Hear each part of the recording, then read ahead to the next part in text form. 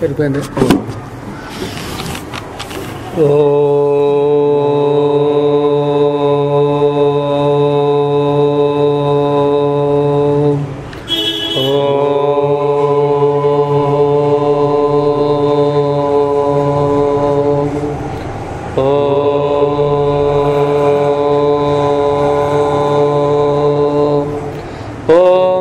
ब्रह्मा गुरुर्विष्णु गुरुरेव महेश्वरः गुरु साक्षात् परब्रह्म तस्मै श्री गुरवे नमः.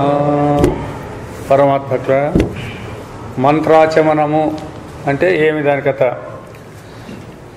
ಸಂಧ್ಯಾವಂದನೆಯಲ್ಲಿ ದೇಹದ ಶುದ್ಧಿಗಾಗಿಯೂ ಮನಸ್ಸಿನ ಶುದ್ಧಿಗಾಗಿಯೂ ಕೆಲವು ಮಂತ್ರಗಳನ್ನು ಉಪಯೋಗಿಸೋದು ರೂಢಿಯಲ್ಲಿದೆಯಷ್ಟೇ. ఆ సంధ్యావందనం చేసేటప్పుడు దేహము శుద్ధిగా ఉండాలా, మనస్సు కూడా శుద్ధిగా ఉండాలా. దానికి కొన్ని మంత్రాలు కూడా చెప్పబడినాయి. ಇವುಗಳಲ್ಲಿ ದೇಹ ಶುದ್ಧಿಗಾಗಿ ಉಪಯೋಗಿಸುವ ಮಂತ್ರಗಳಿಗೆ ಮಾರ್ಜನ ಮಂತ್ರಗಳೆಂದು, ಮಾರ್ಜನ ಮಂತ್ರములు అంటే ದೇಹ ಶುದ್ಧಿಗೋಸ್ಕರమని, ಮನಃಶುದ್ಧಿಗಾಗಿ ಉಪಯೋಗಿಸುವ ಮಂತ್ರಗಳಿಗೆ జలపాన మంత్రగಳೆಂದು ಹೆಸರು. మనస్సు పవిత్రం చేసుకోవాలప్ప అంటే ఆ నీటికి ఆ మంత్రాన్ని చదివి దాన్ని పవిత్ర చేసి మనస్సుని పవిత్రం చేసుకోవాలా అని ಮಂತ್ರ ಜಲಪಾನ ಮಂತ್ರಾಲು అని పేరు. ಜಲಪಾನ ಮಂತ್ರಗಳನ್ನು ಹೇಳಿಕೊಂಡು ಅವುಗಳ ಅರ್ಥದ ಭಾವನೆಯಿಂದ ఆ పదాలు ఆ మంత్రాల యొక్క అర్థం తెలుసుకొని ఆ భావన ద్వారా పవిత్రವಾದ నీరನ್ನು కుడియుವುದನ್ನು మంత్రాచమన ఎన్నుವರು. పవిత్రమైన నీటిని తాగేదాన్నే మంత్రాచమనము అంటారంతే. ఆ మంత్రం చదివి వాళ్ళు తాగుతారు చూడట్లా, దాన్ని నీటిని శుద్ధి చేసుకొని తాగేది. సహజంగా నీళ్ళు తాగితే నీళ్ళు తాగినామంటాము, ఆ మంత్రం చదివితే మంత్రాచమనం చేసినారు అని అర్థం వస్తుంది. ಸಾಯಂಕಾಲದಲ್ಲಿ ಅಗ್ನಿಶ್ಚ ಮಾ ಮನುಷ್ಯಶ್ಚ ಎಂಬ ಮಂತ್ರವನ್ನು, ಬೆಳಿಗ್ಗೆ ಸೂರ್ಯಶ್ಚ ಮಾ ಮನುಷ್ಯ ಎಂಬ ಮಂತ್ರವನ್ನು, ಮಧ್ಯಾಹ್ನದಲ್ಲಿ ಆಪಹ పునస్తు పృథివీం ಎಂಬ మంత్రವನ್ನು ఉపయోగిస్తారు. సాయంకాలంలో అగ్నిశ్చ మా మనుష్యస్య మంత్రము, తర్వాత ఉదయం సూర్యస్య మా మనుష్యస్య, అక్కడ అగ్నిస్య ఇక్కడ సూర్యస్య ಎಂಬ ಮಂತ್ರವನ್ನು, ಮಧ್ಯಾಹ್ನದಲ್ಲಿ ಆಪಹ, దానికి మళ్ళీ ಆಪಹ అనే పేరు, ಪುನಂತು ಪೃಥಿವೀಂ ಎಂಬ ಮಂತ್ರವನ್ನು ಉಪಯೋಗಿಸುತ್ತಾರೆ. ಈ ಮಂತ್ರಗಳೆಲ್ಲ ತೈತ್ರಿಯ ಅರಣ್ಯಕದಲ್ಲಿ ಇರುತ್ತವೆ. ತೈತ್ರಿಯ ಉಪನಿಷತ್ತುಲು ಅರಣ್ಯಕಾల్లో ఉన్నాయన్నమాట ಈ ಮಂತ್ರಾలు. సాయంకాಲದ మంత్రకు ಬೆಳಗಿನ మంత్రకు అష్టేనూ ಹೆಚ್ಚು కడిమెಗೆ ಇಲ್ಲ. అక్కడ అగ్నిశ్చ అన్నాడు, ఇక్కడ సూర్యశ్చ అన్నాడు అంతే. కాబట్టి పెద్ద తేడం లేదు. అగ్ని ಎಂಬುದಕ್ಕೆ సూర్య, అగ్ని అన్న సూర్యుడన్న, యదహ్న ಎಂಬುದಕ್ಕೆ యాద్రాత్రియ, యత్ రాత్రియ రాత్రి అనేది కానీ, ಅಹ ಎಂಬುದಕ್ಕೆ ರಾತ್ರಿ ಸತ್ಯ ಎಂಬುದಕ್ಕೆ ಸೂರ್ಯ, ಹೀಗೆ ಬೇರೆ ಬೇರೆ ಮಾತುಗಳು ಬಂದಿರುತ್ತವೆ. అగ్ని, రాత్రి లేదా సూర్యుడు, ఆపహ, ఆపహ కాదు అహ అంటే పగలు అంటాం చూడండి, అట్లాంటివన్నీ రాత్రి పగలు అని వాడతామే. ఇవన్నీ పదాలు వేరువేరుగానే ఉన్నాయి. ಆದ್ದರಿಂದ ಸಾಯಂಕಾಲದ ಮಂತ್ರದ ಅರ್ಥದ ವಿಚಾರದಿಂದಲೇ ಬೆಳಗಿನ ಮಂತ್ರಕ್ಕೆ ತಾತ್ಪರ್ಯವೇನೆಂಬುದನ್ನು ವಾಚಕರು ಸುಲಭವಾಗಿ ಗೊತ್ತುಪಡಿಸಿಕೊಳ್ಳಬಹುದಾಗಿರುತ್ತದೆ. ఉదయం యొక్క మంత్రానికి సాయంత్రం యొక్క మంత్రానికి పెద్ద భేదం లేదు, అంతా ఒకటే అనేది పాఠకులకు సులభంగా బోధపడుతుంది.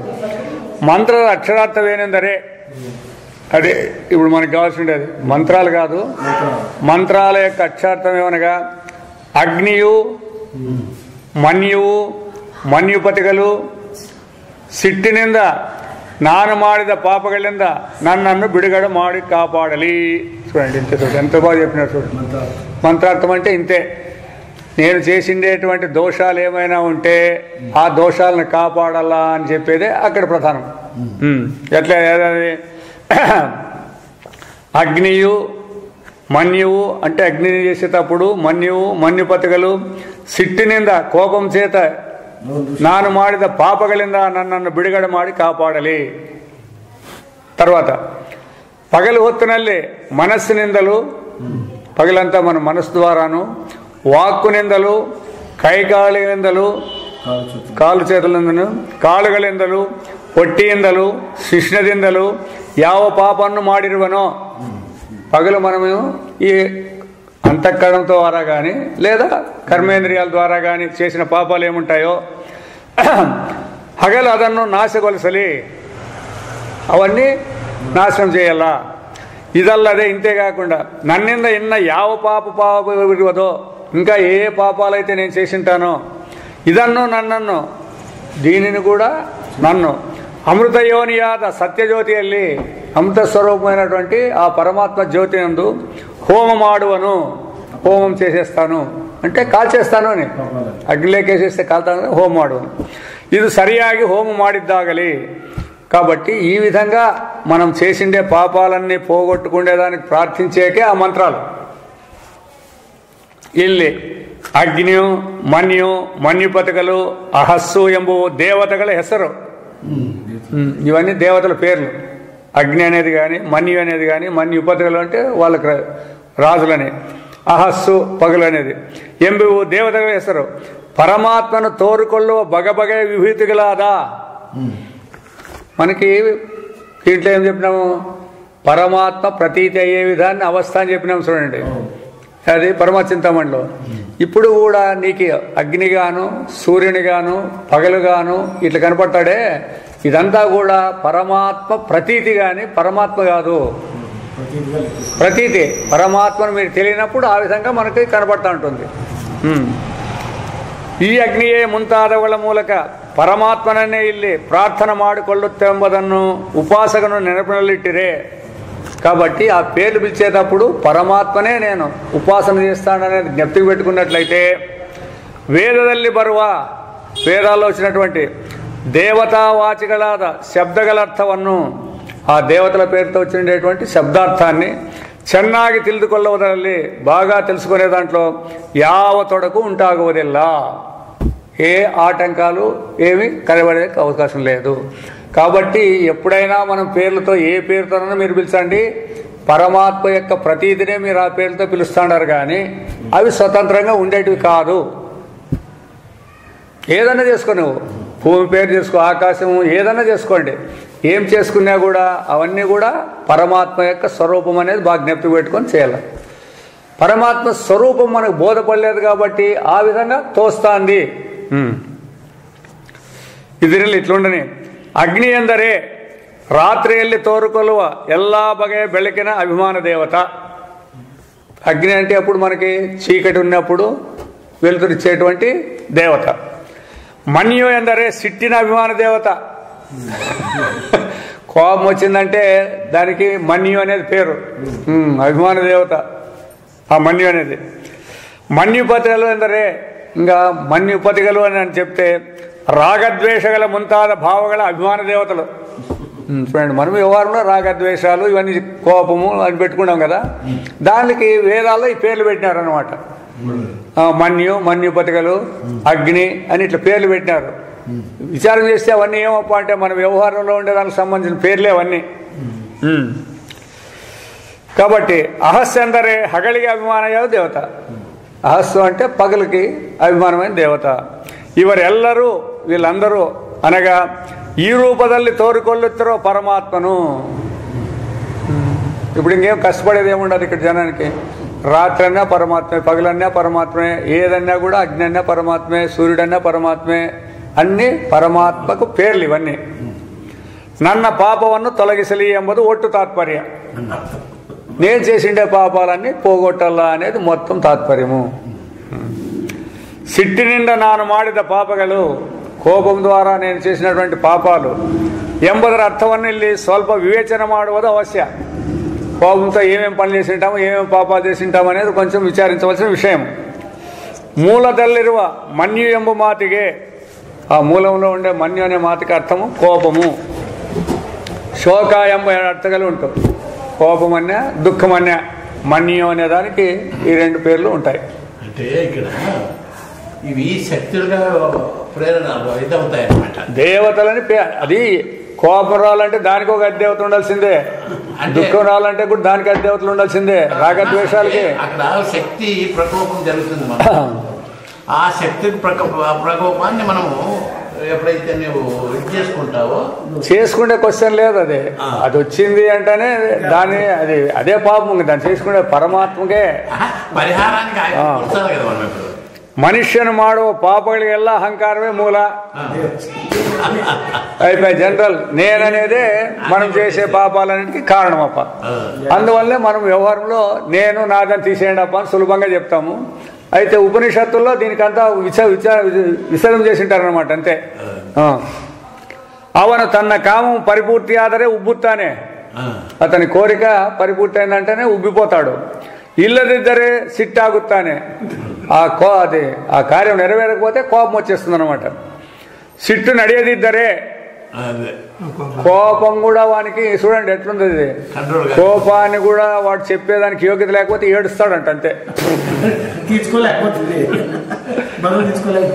కోపంతో తిట్టేది, కోపం తెచ్చుకొని వారి మీద ప్రయోగించే శాత కాకపోయినప్పుడు ఏడుస్తాడంట. ఇంకా అది లాస్ట్ స్టేజ్ దానికి. అది అదే. ಹೀಗೆ ಕಾಮ ಒಂದೇ, కోరిక ఒకటే. ఆయా సందర్భಕ್ಕೆ తక్కంతే, ఆయా సందర్భమైనట్ల ಕ್ರೋಧಮು, ಲೋಭಮು, ಮದಮು, ಮಾತ್ಸರ್ಯము, ಶೋಕము ಮುಂತಾದ ರೂಪಗಳನ್ನು ತೆಗೆದುಕೊಳ್ಳುತ್ತಾ ಹೋಗುತ್ತದೆ. అందుకే చెప్పిండేది, కామాన్ని విడిస్తే క్రోధము లేదు, లోభము లేదు, మోహము లేదు, మదము లేదు, మాత్సర్యము లేదు. అవి వేరువేరు ఉన్నాయి అనుకుంటారు. అవి వేరువేరేం లేవు. దీని యొక్క పర్యవసానమే పర్యాయ పదాలే అన్నీ అట్లా వచ్చేస్తాయన్నమాట. ఈ ಎಲ್ಲ ಪಾಪ ಭಾವನೆಗಳ ಒಟ್ಟನ್ನೇ, ఈ పాపభావాలు మొత్తాన్నంతా ಇಲ್ಲಿ మన్యువెందు కరిదిదే. దీన్నే మన్యు అని పేరుతో పిలువబడింది. పరమాత్మనನ್ನು శరణు ఒక్కరే. ఎప్పుడైతే భగవంతుని మనం శరణాగతులైనామో ఈ భావన గల బిక్కట్టನ್ನು బిడుచుకుంటూ పారాగಬಹುದು. ఈ కష్టాల నుంచి మనము బయటపడేదానికి అవకాశం ఉంటుంది. ఎవరికి? భగవంతునికి శరణు పొందితే. ఇల్లదిద్దరే, అటు శరణ ಹೋಗುన్నట్లయితే ಇವುಗಳ ಹಿಡಿದಕ್ಕೆ ಸಿಕ್ಕಿಬಿದ್ದು ಹಸುರ ಸಂಪತ್ತಿನ ಸಂಸಾರದಲ್ಲಿ ಬಿದ್ದು నరಳಬೇಕಾಗುವುದು. కాబట్టి ఏం కష్టాలు వచ్చినా కూడా పరమాత్మను వేడుకునేదే నేర్చుకోవాలంతే. పక్కన వాళ్ళ మీద చూపించేది కానీ ఇవి నాకు రాకుండా ఉండాలని కానీ ఆలోచన చేసే పని లేదు. కాబట్టి భగవంతునికి శరణాగతి పొందినట్లయితే వాటి నుంచి తప్పించుకొని బయటపడే వీలవుతుంది. లేదంటే దాంట్లోనే పడి తనలాడుకుంటూ ఉండాల్సి వస్తుంది. మన్యువిಗೆ వశనాದ మనుష్యను ఏనేను పాపವನ್ನು ಮಾಡುವನು. దీనికి, ఈ కామానికి, దీనికి ఎవడైతే కోపానికి లోబడినటువంటి వాడు ఏమేం పాపాలు చేస్తాడు. మనస్సుನಲ್ಲಿ మత్తొಬ್ಬರ విషయದಲ್ಲಿ ಕೆಟ್ಟದ್ದನ್ನು ఆలోచిಸುవను. గుర్తుపెట్టుకోవాలి. ఇప్పుడు మనమంతా ఎట్లా ఏమి ఏడుండాము అనే దానికి నిన్ను నువ్వే ఆలోచన చేసుకోవాలా. ఇతరుల మీద మనకి ఏమైనా దురభిప్రాయం కలిగింది అంటే పాపం మొదలైంది అని మనలో. మరి వాడు చెడ్డ పని చేసినాడు కదా అనుకుంటే ఎట్లా? నీకు అనవసరం. అది నీకు అనవసరమైన పని. వాడి గురించి నువ్వు ఆలోచన చేసినంత అవసరం లేదు. ఎందుకంటే వాడిని నువ్వు బాగా చేయలేవు. కాబట్టి అంతటా పరమాత్మ ఉందన్నప్పుడు మరి ఆ రూపంలో ఆయన ఉన్నాడు. మనకి వచ్చిందేముంది దాంతో? ఆ విధంగా ఒకటి. ಮಾತಿನಲ್ಲಿ ಮತ್ತೊಬ್ಬರಿಗೆ ನೋವಾಗುವ ಸುಳ್ಳು ಮಾತುಗಳನ್ನು ಕೇಳುವುದಕ್ಕೆ కఠోరವಾಗಿರುವಂತೆ ఆడుತ್ತಿರುವನು. గట్టిగా కఠినమైన శబ్దాలతో ఉపయోగించి ఇతరుల్ని మాట్లాడేది. అది రెండవది. కయ్యింద ಹೊಡೆಯುವುದು, ಬಡಿಯುವುದು, చేత్తో కొట్టేది, తిట్టేది, ఇవన్నీ కూడా. ಮುಂತಾದ ರೂಪಗಳಲ್ಲಿ ప్రాణిಗಳನ್ನು పీడిಸುవను. ఈ మన్యు అనేది వచ్చిందంటే ఏమేం పని చేస్తుందంటే ఇన్ని అనర్థాలకు కారణం చేస్తుంది. చూడండి. కాబట్టి కాలుಗಳಿಗಿಂತ ದೊಡ್ಡವರನ್ನು ಕೂಡ ಒದೆಯುವುದಕ್ಕೆ ಹೋಗುವನು. పెద్దలను కూడా కాలుతో తన్నే పోతాడు. కోపం వచ్చిందంటే తిన్నబారదನ್ನು తినవదు. ఏదేది తినకూడదో దాన్ని తినేది. కుడియబారదನ್ನು కుడియవదు. ఏది తాగేదానికి అసహ్యం ఉండదో దాన్ని తాగేది. ಯೋಗ್ಯವಾದದ್ದನ್ನಾದರೂ ಮಿತಿಮೀರಿ ತಿನ್ನುವುದು. ఒకవేళ అదే తినేది ఉంటుంది అనుకోండి, దాన్ని అతిగా తినేది. ಮಿತಿಮೀರಿ ಕುಡಿಯುವುದು. ಹೀಗೆಲ್ಲ ಮಾಡುತ್ತಾ ಹೊಟ್ಟೆబాకನಾಗುವನು. అంటే కడుపాత్రంతో వాడు ఈ విధంగా చేసేవాడవుతాడు. ఇంకా స్త్రీ సంఘాదిಗಳಲ್ಲಿಯೂ నీతిಯ మరిಯನ್ನು దాటి నడివను. స్త్రీ సంభోగ విషయాల్లో కూడా నీతి తప్పి ప్రవర్తించేదానికి అనేది దానికి రూల్స్ చెప్పినారన్నమాట కొన్ని. అది ఋతుకాలంలో స్త్రీ సంభోగానికి దోషం లేదు. ఆ ఋతుకాలం కానప్పుడు చేస్తే పాపం వస్తుందంటది. అది ఊడికి తెలిసేది, దాని సంబంధమే తెలిసేట్లేదు మనకంతా. అవే పెద్ద దోషాలు. ఎందుకు కానీ మాకు ఇట్లా పిల్లలు పుట్టినారప్ప అంటే మనం చేసిండే పొరపాట్లు ఇవన్నీ. అందుకే ఇవి తెలిసిందంటే ఎప్పుడెప్పుడు ఏం చేయాలనుకుంటే ఆ సంతానం సత్సంతానం కలిగే కూడా వీలుందంటది. మనకు అట్లాంటివన్నీ ఏం కావట్లేదు ఇప్పుడు. ఎందుకంటే ఆ యవ్వనంలో ఉన్నప్పుడు ఇవన్నీ ఇవన్నీ పడినాయి. కాబట్టి ఆ విధంగా చేసుకొనే మనకి ఇటువంటి సంతానం అంతా కలిగేదానికి వీలవుతుంది అని. మనం పెద్దలు చెప్పరు ఎట్లా వాళ్ళకి తెలిసి ఉండాలి కదా. ఉండాయి. చెప్పకనంటే కదా. బ్రహ్మచారి అనే దానికి కూడా చెప్పినాడు అనమాట. బ్రహ్మచారి అంటే ఎవడు అంటే పెళ్లి చేసుకోకున్నాడు కాదు బ్రహ్మచారి. పెళ్లి చేసుకున్నప్పటికి కూడా ఋసమయంలో తన స్త్రీ సంభోగం చేసిన వాడు బ్రహ్మచారి. అది తినేవాడు కూడా ఎవడు దాన్ని ఏమంటారు కాదు మామూలు తినేదానికి ఉపాసం అంటాం చూడు. ఎవడు నిత్య ఉపాసకుడు అన్నట్లయితే వాడికి కూడా చెప్తాను అనమాట. ఎంతన్నా తినేలేండి పరమాత్మ చింతన చేసుకుంటుండేవాడు ఎంత తిన్నా కూడా వాడు నిత్య ఉపాసం ఉండేట్లేనట్టు. ఇట్లాంటి కొన్ని ఉన్నాయి దాంట్లో ఉన్నాయి అనమాట. కాబట్టి అని అది ఒక ఆశ్రమయ్యా. అందుకే చెప్తాను లేదా రూల్స్ అన్ని కొన్ని ఉంటాయి. యాదో ఒకటి గుడ్డిగా ఒకటి పట్టుకొని ఇంక అదే దేవం అదే అని పట్టుకోకూడదు. వ్యవహారం అంతా తెలుసుకుంటే నేర్చుకోవాలా. అందుకే బ్రహ్మచారి అంటే కృష్ణుడు బ్రహ్మచారే లేకపోతే సంసారే? కృష్ణుడు బ్రహ్మచారే కాదా చెప్పు మొదట. 16,000 మంది భార్యలు 5 అందుకే ఇవన్నీ వ్యవహారంలో ఆశ్రమాలు ఉన్నాయి కరెక్టే, దాని కాదనేకేం లేదు. బ్రహ్మచారి అనేవాడు వ్యవహారం చేసుకోకుండా గురువుల దగ్గర చేసేవాళ్ళు దాని యాభై కులాలు ఆచారాలు పెట్టినాడు కదా. దాంట్లో భగవంతుడు చెప్పినాడు కదా. అంటే పెళ్లి చేసుకోకుండా బ్రహ్మచారం వల్ల ఆశ్రమవాసుని బ్రహ్మచారి అనొచ్చు. నేనెట్లా బ్రహ్మచారి అయితే నువ్వు అన్నట్లయితే అప్పుడు నీకు ఇది చెప్తుంది అనమాట శాస్త్రము. నీవు కూడా బ్రహ్మచారేనప్పా. అయితే 24 గంటలు పెండ్లం దగ్గర ఉంటామంటే కాదు బ్రహ్మచారి. ఆ ఋతుకాలంలో సంభోగం చేస్తే అది పెద్ద దోషం లేదు. మిగతాదప్పుడంతా పరమాత్మ చింతనలోనే ఉంటావు నువ్వు. కాబట్టి బ్రహ్మచారి అని దానికి కూడా ఉంది. వాళ్ళ యొక్క వ్యవహారం కూడా జరిగేదానికి అవకాశాలు ఉన్నాయన్నమాట. అందుకోసమే ఈ శాస్త్రం దేన్ని తీసేయదు. ఆ శాస్త్రం మన యొక్క పరమాత్మను తెలుసుకుంటే అడ్డం కూడా రాకుండా చెప్తుంది. ఉపాయం చెప్తుంది అనమాట. ఆ ఉపాయాన్ని మనము అనుసరించేది లేదు. ఎప్పుడో ఒకతూరి పరమాత్మ చింతన మనకి ఎప్పుడు వస్తుంది? ఏదో కష్టాలు వచ్చినప్పుడు ఏదో వచ్చినప్పుడు వస్తుంది. మిగతాదప్పుడు దాని సమాచారమే ఎవరి దగ్గర లేదు కదా. మరి ఎట్లా పొందుతుంది మనకి అన్వయము? ಇದೆಲ್ಲ ನಾಶವಾಗಬೇಕಾದರೆ ఇటువంటి వ్యవహారాలన్నీ చేసిన పొరపాట్లు పాపాలు అన్నీ నాశనం కావాలప్ప అంటే ఈ కృత్యಗಳಿಗೆಲ್ಲ ಮೂಲವಾದ ಮನ್ಯುವನ್ನು ಗೆಲ್ಲಬೇಕು. ఆ కోపాన్ని మనము అధిగమించాలా. ಇದಕ್ಕೆ ಮನ್ಯುಗೆಲ್ಲ ಒಡೆಯನಾದ పరమాత్మనే శరణ ಹೋಗಬೇಕು. దాన్ని గెలిచాలంటే ఏం చేస్తావు నువ్వు? పరమాత్మ శరణ పొందాలి. ఎందుకంటే దాని అధిపతి భగవంతుడు చెప్పినాడు కదా, మమ్మ మాయా దురత్యయ అని. నా మాయను మీరు దాటలేరు. మరి ఎవరు దాటుతాడు? నన్ను ఎవరు శరణ పొందితే వాడు దాటుతాడు. అట్లా ఇవన్నీ ఆయన కృత్యాలే కాబట్టి ఆయనే శరణ పొందినారంటే ఈ మన్యు ఏం చేయలేదు, మన్యు పతులు ఏం చేయలేదు, ఎవరు ఏం చేసేదానికి వీల్లేదు. కోపం ద్వారా చేసాము. కోపానికి దేవత సిట్టు. కోపానికి దేవత ఎవరంటే మన్యువు. రాగద్వేషాలకి ఎవరప్ప అంటే మన్యు పతులు. అంటే ఇంకా పెద్దోళ్ళుని వాళ్ళు రాగద్వేషాలకి. వీళ్ళందరూ ఎవరన్నా చేయండి, ఇవన్నీ కూడా భగవంతునికి శరణాగతి అయితే అన్నీ నోరు మూసుకొని ఊరినే ఉంటాయి అని. ఎందుకంటే మనకు భగవంతుడు అనే చింతన లేదు. మొదట అంతా వేరువేరు దేహాలతో కూడుకొని వేరువేరుగా ఉన్నాము అనే భావన ఉంది. దాని నుంచి ఇంకా రాగద్వేషాలు వస్తాయి, కోపాలు వస్తాయి, అన్నీ కలిగేదానికి అవకాశం ఉంది. అందరి యందు ఒకే పరమాత్మ ఉన్నాడు అనే భావన ఎప్పుడు వస్తే ఇప్పుడు అవన్నీ పోతాయి. ఇంకా మళ్ళీ దీనికి అంతా ఆలోచన చేసే పని లేదు. అయితే ఆ భావం తెచ్చుకునేదే చాలా కష్టంగా ఉంది అనమాట. ఎందుకంటే ఉపాధికృతంగా మనం వేరువేరే కనపడతాడమే కానీ ఉపాధికి మూలమైనటువంటి ఆ పదార్థం ఏది అంటే అది పరమాత్మ. మన్ను ఆ ఉపాధులకు అన్నిటికీ కూడా మూలము. మన్నును గుర్తిస్తే రాగద్వేషాలు ఏడుంటాయి?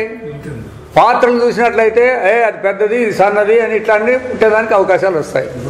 అట్లా ఇక్కడ కూడా ఎప్పుడైతే ఉపాధులు దేవతలు, రాక్షసులు, మానవులు, క్రిమికీటకాలు, పశుపక్షాదులు అని ఇట్లా వచ్చినప్పుడు డిఫరెన్సెస్ వస్తాయి. ఇవన్నీ కూడా పరమాత్మ ఉనికిని విడిచి స్వతంత్రంగా ఉండాయా అన్నప్పుడు ఎప్పుడైతే లేదంతా పరమాత్మ అన్నప్పుడు రాగద్వేషాలు ఎక్కడ తెచ్చుకునేది? మీరు తప్పులు చేసేది ఎందుకు చేస్తాము? అందుకే భగవంతునే మీరు శరణాగతి పొందాలంటే ఉండేది పరమాత్ముడే అనే నమ్మకం బిర్రగా పెట్టుకోవాలని. అందుకే భగవద్భక్తి అంటే దాని అర్థం ఏమి అంటే భగవంతుడే కావాలనేది భగవద్భక్తి. మాకి భగవద్భక్తి ఉంది అంటారు. భగవద్భక్తి ఉందని ఏం చేసేకి వచ్చినారు? వీటికి గుళ్ళో మొక్కుండే చెప్పండి. మొదట భగవంతుడే కావాలని వచ్చింటే ఒప్పుకుందాము. అవునా? మీరు అట్లా వచ్చినారా వేరే వచ్చినారా? మరి భగవద్భక్తి ఉన్నట్లెట్లా మీకే? అది వేరే, అందుకే వాడికి గౌణం అంటారు వాడిని. ఇప్పుడు నీ పని తీసుకుంటే ఎవరి దగ్గరికన్నా పోతా చూడు, అది గౌణం కానీ ఆయప్పే కావాలని లేదు. ఇప్పుడు పని పడింది కాబట్టి ఆయన దగ్గరికి పోయినానప్ప, అంతేగానే ఆయప్పతో అవసరం లేదు మాకు. అందుకే భగవంతుడే చెప్పినాడు కదా, ఆర్థో అర్థార్థి జిజ్ఞాసు జ్ఞానిసి భరతశ్రభ అని చెప్పినాడు కదా భగవంతుడే. అందరూ నాకు వాళ్ళు సమానమే, అయితే జ్ఞానే నాకు ఇష్టమైనవాడు. ఎందుకంటే వీళ్ళు పని పడినప్పుడు వచ్చేవాళ్ళు, వీళ్ళు కనీసం అంత మాత్రమైన జ్ఞప్తి పెట్టుకున్నారు కాబట్టి వాళ్ళు గౌరవంగా ఉన్ని అన్నాడు అంతే. అర్థమైనా? భగవద్భక్తి ఎట్లుండాలా అన్నట్లయితే ఇట్లుండాలా, భగవంతుడే కావాలా. ఏ పనైనా చేయి, నువ్వు వ్రతం చేయి, దానం చేయి, తపస్సు చేయి, ఏమైనా చేయండి. మీరు ఏ చేసినప్పుడు కూడా మాకు భగవంతుడు కావాలని మేము చేస్తాం అనండి. గోపికలు అంతే అంతే, వాళ్ళకి ఇంక వేరే ఏం లేదు. వీళ్ళు కామని వీళ్ళు పేరు పెట్టినారు కానీ వాళ్ళకి మా మొగుడు వద్దు, మా కొడుకు వద్దు, మాకు ఎవరు వద్దు అన్నారంటే వీళ్ళు చూడపా వీళ్ళంతా వ్యభిచారులు అయిపోయినారని వీళ్ళు అనుకుంటారు. అది దాని అర్థం కాదు, మాకు భగవంతుడే కావాలా. ఇప్పుడు కొడుకులు భర్తలు భార్యలు అనే వాళ్ళందరూ కూడా పరమాత్మ స్వరూపానికి స్వతంత్రంగా ఉండారా మరి? కాబట్టి ఈ విధంగా మనకి అనన్య భక్తి కలిగేదానికోసమే శాస్త్రాలన్నీ కూడా రకరకాలు చెప్పినాయి. అయితే దాన్ని వదిలి మనం ఏం చేస్తున్నాము అంటే అన్యభక్తిని పెంచుకొని విషయాలు కావాలా, ఇంకా ఏటేటో తనకు అనుకూలాలు కావాలని భక్తిని అంతా అక్కడ మరల్చినాము. అందుకే భగవద్గీతలో అనన్య భక్తి, ఇతరాన్ని అంతా వదిలి నన్నే భక్తితో ఉండాలా అని చెప్పింది అనమాట. కాబట్టి పాపగలు ఇష్టంబ లెక్కవు ఇలా, పాపాలు ఎన్ని ఉంటాయంటే దానికి లెక్క పెట్టేకి ఎవరికి శాత కాదు. ఇంతింత పాపಗಳನ್ನು ನಾನು ಮಾಡಿದ್ದೇನೆಂದು ಮನುಷ್ಯನು ಅವಳನ್ನು ಗೊತ್ತು ಹಚ್ಚುತ್ತಾ ಕೂರುವುದಕ್ಕೂ ಆಗುವುದಿಲ್ಲ. చూడప్పా నేను ఇన్ని పాపాలు చేసినాను, ఈ పొద్దు రేపు నిన్న ఇంత చేసింటి, ఇక ఈ పొద్దు చేస్తానని కూడిపెట్టే కూడా ఏం శాత కాదు. అది పాపం ఏదని తెలిసింటే కదా, తెలిసింటే కూడిపెడతా అంటే ఆ పాపాలు అనేటివి మనకు తెలియదు. ఏం చేస్తా అంటే అది పాపం అనేది మనకే తెలియదు. మొదటి చెప్పిండేది ఏముండదు, దేహమేనంటే పెద్ద పాపము, ఇంక దాంతో చేసేటువంటి మంచి పాపలు ఎట్లయితే దానికే భగవంతుని నమ్మండి అని చెప్పిండే పదే. దాన్నైనా నమ్మితే కొంచెం దీని మీద అభిమానం తగ్గుతుంది అనే దానికోసం భగవంతుని శరణాగతి పొందండి, నేననే అభిమానం మనకు తగ్గిపోయేదానికి వీలవుతుంది అని చెప్పిండేది. ಆದರೆ ಯಾವ ಯಾವ ಪಾಪವನ್ನು ನಾನು ಅರಿತೋ ಅರಿಯದೆಯೋ, ఏ పాపాన్నైనా నేను తెలిసి కానీ లేక తెలియక కానీ ಮಾಡಿರುವನೋ చేసి ఉన్నానో అది ಎಲ್ಲವನ್ನೂ ಬಿಡುಗಡೆ ಮಾಡಿಸಲೆಂದು వాటన్నిటిని కూడా విడిపింపజేయాలని పరమేశ్వరుని మొర ఇట్టరే, పరమేశ్వరుని వేడుకోవాలా. నేను చేసిన పాపాలు కానీ తెలిసి చేసినవి కానీ తెలియక చేసినవి కానీ ఇంకా ఏవే ఉన్నాయో అవన్నీ కూడా వాటన్నిటి నుంచి కూడా నన్ను ఇడిపించాలని భగవంతుని మనం శరణాగతులైతే ಅವುಗಳೆಲ್ಲಕ್ಕೂ శుద్ధి ఆదంతాయితు. చూడండి, భగవంతునికి అర్పిస్తే శుద్ధి, భగవంతునికి అర్పించకపోతే మందే శుద్ధి లేదు, అశుద్ధి అది ఎప్పుడు కూడా. ಏಕೆಂದರೆ ಅಂತಃಕರಣದಲ್ಲಿರುವ ಮನ್ಯು ಒಂದು ಹೋದರೆ, ಅಂತಃಕರಣంలో ఉండేటువంటి మన్యు అనేది పోయినట్లయితే సకల పాపగలు హోదంతయే, అందుకే అన్ని పాపాలు పోతాయి. అందుకే నరక ద్వారాలు అంటే ఏం చెప్పినారు భగవంతుడు, కామక్రోధ లోభాలు చెప్పేసినాడు అనమాట. కాబట్టి ఈ మూడే నరకానికి ద్వారాలు. ఆ నరకానికి పోకూడదు అప్ప అంటే ఆ మూడు ఇడిచిపెడితే స్వర్గానికి పోతాం అప్ప. ఇప్పుడు మేము స్వర్గానికి ఎట్లా పోవాలని ఎందుకు అడుగుతారు? స్వర్గ ద్వారాలు వేరే ఉన్నాయి, నరక ద్వారాలు వేరే ఉన్నాయి. మీరు మరి ఆ ద్వారాన్ని ఆశ్రయించినారు, కామం అనే ద్వారాన్ని ఆశ్రయించి నరకానికే పోయేది, క్రోధం అనేది మీ దగ్గర ఉందంటే నరకానికే పోయేది, లోభం అనేది ఉందంటే నరకానికే పోయేది. కోపం అనేది అదే, ఇంతవరకు అదే. అంతఃకరణలోనే కోపం వచ్చేది, బయట ఆడ వస్తుంది, అది వచ్చేది ఆడ వచ్చేదే మనసులో వచ్చేది. ఇవన్నీ బయట ఆడని వస్తాయా కాలికి చేతికి? కాబట్టి మొత్తం టోటల్ పాయింట్ పైన ఇంతే తెలుసుకోవాల్సి ఉండేది. కోరికలు అనేటివి ఉన్నాయంటే మనకు ప్రమాదం తెస్తాయి. మరి కోరికలు లేకపోతే మాకు ఎట్లా జరుగుతుంది అని కూడా అనొచ్చు. అది వ్యవహార దృష్టితో అలవాటు అయిపోయింది. కాబట్టి శాస్త్రం చెప్తుంది, మీరు కోరినా కోరకపోయినా కూడా జరిగేది జరుగుతుంది. ఇప్పుడు మీరు వాన రావాలంటే వస్తుందే, రావద్దంటే ఇడిచిపెడుతుందే, దానిపైన దాని టైం అయితే సరిగ్గా వస్తుంది. సూర్యుడు పుట్టాలంటే పుట్టాడా, లేకపోతే వద్దంటే ఇడిచిపెడతాడా? మరి అవన్నీ ఎక్కడ ఎప్పుడు సకాలంగా జరిగేటప్పుడు మీ మాత్రం ఎందుకు జరగవుని? అయితే మీ దగ్గర ఒక దుర్బుద్ధి ఉంది.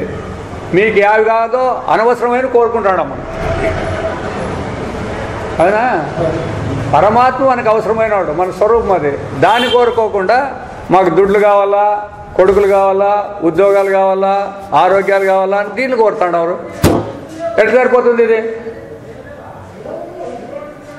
కాబట్టి కోరికే నువ్వు కోరుకోకుండా ఉంటే సహజంగా ఏం జరగాల్సిందో జరిగే జరుగుతుంది. దాని గురించి ఆలోచించే పని. ఎప్పుడైతే నీవు అనుకుని జరగలేదో అప్పుడు నీకు బాధ, దాని నుంచి ఇతరుల మీద అసూయ, ఇవన్నీ అందుకు దానికోటి వస్తాయి. అందుకే వాంఛలు లేకుండా వలయను అని చెప్తుంది భాగవతంలో. కోరిక లేకుండా ఉండాల. ఆ కోరికే నీకు మోహానికి, దీనికి దుఃఖానికి కారణము. కాబట్టి మేము దుఃఖంగా ఉండకూడదు, అట్లా అంటే కోరిక లేకుండా ఉండాలంటుంది శాస్త్రం. అంతే. మాకు కోరిక ఉందా అంటే ఉండండి, దుఃఖంతో ఎవరు వద్దన్నారు? కోరిక పెట్టుకొని మాకు దుఃఖం ఉండకూడదు అంటే మాకు సాధ్యమయ్యే పని కాదు అది.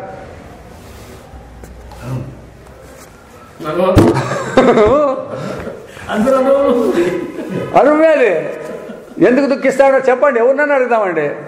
ఎవరినైనా అడగండి, నాకు కష్టం వచ్చింది అంటారు. ఎందుకు వచ్చింది? ఇక చూడప్ప, ఈ విధంగా నేను వ్యాపారం చేసినాను, నష్టం వచ్చింది అంటాడు. దానికి దుఃఖమైంది అంటాడు. వ్యాపారం ఎందుకు చేస్తే లాభం రావాలని చేసినాను అని అంటాడు. మరి అవి కోరిక కదా నీకు రావాలని రూల్ ఏడు ఉండదు. నీకు లాభమే రావాలని రూల్ ఏం లేదు కదా. వ్యాపారంలో లాభం రావచ్చు, నష్టం రావచ్చు, మొరికే రెండు ఉన్నాయి దాంట్లో. మరి రెండింటికి తయారై నువ్వు పని చేసిండు అలా. అట్లా లేకుండా ఒకటేదాన్ని పట్టుకొని కూర్చుంటానంటే జరిగిపోతే, అందువలన అక్కడంతా కూడా కోరికలే ప్రధానము అని చెప్పిండు. కోరికలు కూడా ఎందుకు వచ్చినాయి అన్నట్లయితే, మన స్వరూపాన్ని మనం గుర్తించుకోకుండా దేహం నేను అనుకున్నారు కాబట్టి ఈ దేహాన్ని కాపాడుకునేదానికి కోరికలు పుట్టినాయి అంతే. ఎవడైతే పరమాత్మ జ్ఞానానికి ప్రయత్నం చేసినారో వాళ్ళు దేహాన్ని గురించి ఆలోచన చేయలేదు. వాళ్ళు పరమాత్మ మాకు కావాలన్న వాళ్ళందరూ దేహాన్ని గురించి ఆలోచన చేయలే వాళ్ళు. కాబట్టి యాలపోతకి ఏం దొరికితే సరే తిందాము, లేకపోతే లేదు అని వాళ్ళు వ్యవహారం చేసినారు. మెయిన్ పాయింట్ దేహం నేను అనుకోవడమే, ఇంకేం లేదు. దాన్ని తప్పితే ఇంక వేరే అవకాశమే లేదు. అంతేకాదు, ముక్కాలు భాగం మన జీవనం అంతా కూడా దీనికోసమే ఖర్చు పెడతాం. దీనికి మంచి బట్టలు పెట్టాలా, ఆరోగ్యమైన తిండి పెట్టాలా, దీన్ని స్నానాలు చేయాలా, దీన్ని బాగా చూసుకోవాలా, అందరూ చూస్తే బాగుందనల్లా. ఇదే కదా మీ బతుకంతా. ఇంకేమైనా కొత్త ఉన్నాయా చెప్పండి, చూస్తాం. నీ జీవితం అంతా అంతే. ఏటికైనా పోయినా కూడా మమ్మల్ని అందరూ చూసుకుంటుండాలా, బాగుండాడు అనుకోవాలా. ఏం నువ్వు బాగుండదు అనుకునేది? నీ లోపలంతా కసువే, లోపలంతా కసువు, ఏడుపు, దుఃఖము. బయటికి మాత్రం డ్రెస్సులు మంచి వేసుకొని మేము తిప్పుతాము అంటే ఏం ప్రయోజనం ఉంది? అందుకే వాళ్ళు డ్రెస్సులు కూడా వేసుకొని చూడండి. వాళ్ళు కౌపీనం పెట్టుకుంటారు, లేదా ఏదో ఆచ్ఛాదనం వేసుకుంటారు, తిరుగుతూనే ఉంటారు. వాళ్ళకి ఎందుకు? లోపల పరిశుద్ధంగా ఉందప్ప అంటే బయట ఏం చేయలేవు. లోపల మంతక్కడం శుద్ధిగా ఉందంటే బయట ఏమి చేయలేవు మనల్ని. మనలో కుళ్ళు పెట్టుకున్నామంటే బయట అన్నీ మన మీదకి వస్తాయి. నువ్వు ఎంతనా బాగుండు, ఎంతనా యాక్ట్ చేయి, నేను అందరి దగ్గర బాగుండాలని మంచి మాటలు మాట్లాడండి, లోపలేమో అది పీడిస్తూ ఉంటుంది. బయట ఏంటి అట్లా మాట్లాడుతాడో లోన్ ఎంత పెట్టుకొని అని అంటానే ఉంటుంది అది. కాబట్టి ఇవన్నీ బాగా జ్ఞప్తికి పెట్టుకోవాలా. మన వ్యవహారం అంతా కూడా పరమాత్మ అంటే ఏమి? మన స్వరూపము. దానికోసం మనం మానవులై పుట్టినాము. దాన్ని గుర్తించేదానికే దీన్ని ఉపయోగించాలి, కానీ అన్యతా ఉపయోగించకూడదు. అన్నప్పుడు కొన్ని వీళ్ళు చేస్తారు. ధర్మాలు కూడా ఉన్నాయి కదా మనకని. ధర్మాలన్నీ కూడా తప్పు తెలివిలో ఉన్నాయి. ధర్మాలన్నీ కూడా తప్పు తెలివికి సంబంధించినవి. పరమాత్మే ధర్మం అంటావా, అది వేరే కథ. మీరు అవి కాదే, కొడుకుల్ని తల్లిదండ్రులు చూసుకోవాలా అని చెప్తారు. తల్లిదండ్రులు కొడుకులు చూసుకోవాలా అని చెప్తారు. ఈ ధర్మాన్ని పెట్టుకుంటారు. మీకు భగవంతుడు ఎందుకు వస్తాడు మధ్యలోకి? వీళ్ళు దాకాలనేది మా ధర్మం అన్నారు, దాన్నే పట్టుకొని ఎగిలాడుతుంటారు. వీళ్ళు దాన్ని పట్టుకుంటారు, దాన్ని పట్టుకొని ఎగిలాడుతుంటారు. అందుకే మన స్వరూపాన్ని తెలుసుకునేకి వ్యవహార ధర్మాలే మనకు ఆటంకము. అయితే భగవంతుడు చెప్పినాడు కదా, సర్వధర్మాన్ పరిత్యజ్య మామేకం శరణం రజ అని చెప్పినాడు కదా. మీకేం భయము? ధర్మాలు అన్నీ వదిలేసేయండి అన్నాడు. అవన్నీ ఎక్కడ వచ్చినాయి? తప్పు తెలివిలో ఉండేవి. అవన్నీ ఉండేది పరమాత్మ. దాన్ని విడిచిపెట్టి ఇవన్నీ ధర్మాలు పట్టుకుంటామని కట్టుకొని మీరు అక్కడికే పోకోకుండా దీనిలో దిగి పడితే ఎట్లెట్లా? అదే ఇప్పుడు స్వామి ఎక్కువ చెప్పుకుంటారు. అందరూ అంతే. ఎప్పుడైతే వ్యవహారానికి చెప్పి పొద్దున్న లేస్తానే మీరు స్నానం చేయాలా, ఇది చేయాలా, అది చేయాలా, ఇది చేస్తే ఇదే చెప్తే ఇదే చేసుకుంటుండేదే. ఇవన్నీ దేనికి పనికి వస్తాయి అన్నట్లయితే మొట్టమొదట నీకు కారణాలు కావాలా. ఆ కారణమే తెలుదు మీకు. ఎందుకు మనం ఇవన్నీ చేస్తాడామంటే శాస్త్రం కూడా చెప్పింది, తల్లిదండ్రులను మత్సంగా చూసుకోవాలనేది, కానీ ఇంకా ఇతరులను ద్వేషించకుండా ఉండాలని. ఇవన్నీ కూడా నీకు పరమాత్మను తెలుసుకునేదానికి అవి ఉపయోగపడాలి, కానీ వాటి కోసం నువ్వు జీవనంగా చేయాల్సిండేది. పరమాత్మ తెలుసుకుంటే అవి మనకు ఉపయోగపడాలి. అవి యావైనా చేసినా కూడా అట్లా కాకోకుండా పరమాత్మను తెలుసుకోకుండా ఉండేదానికి ఉపయోగం కాకపోతే అవన్నీ వేస్టే మనకంతే. అయితే మన వాళ్ళందరూ దాంట్లో పెట్టుకోలే, ఈ వ్యవహారాలకే పెట్టుకుంటారు అనమాట. వ్యవహారమే దొరికితే కదా, వ్యవహారాన్ని దొరికించుకోవాలని. కాబట్టి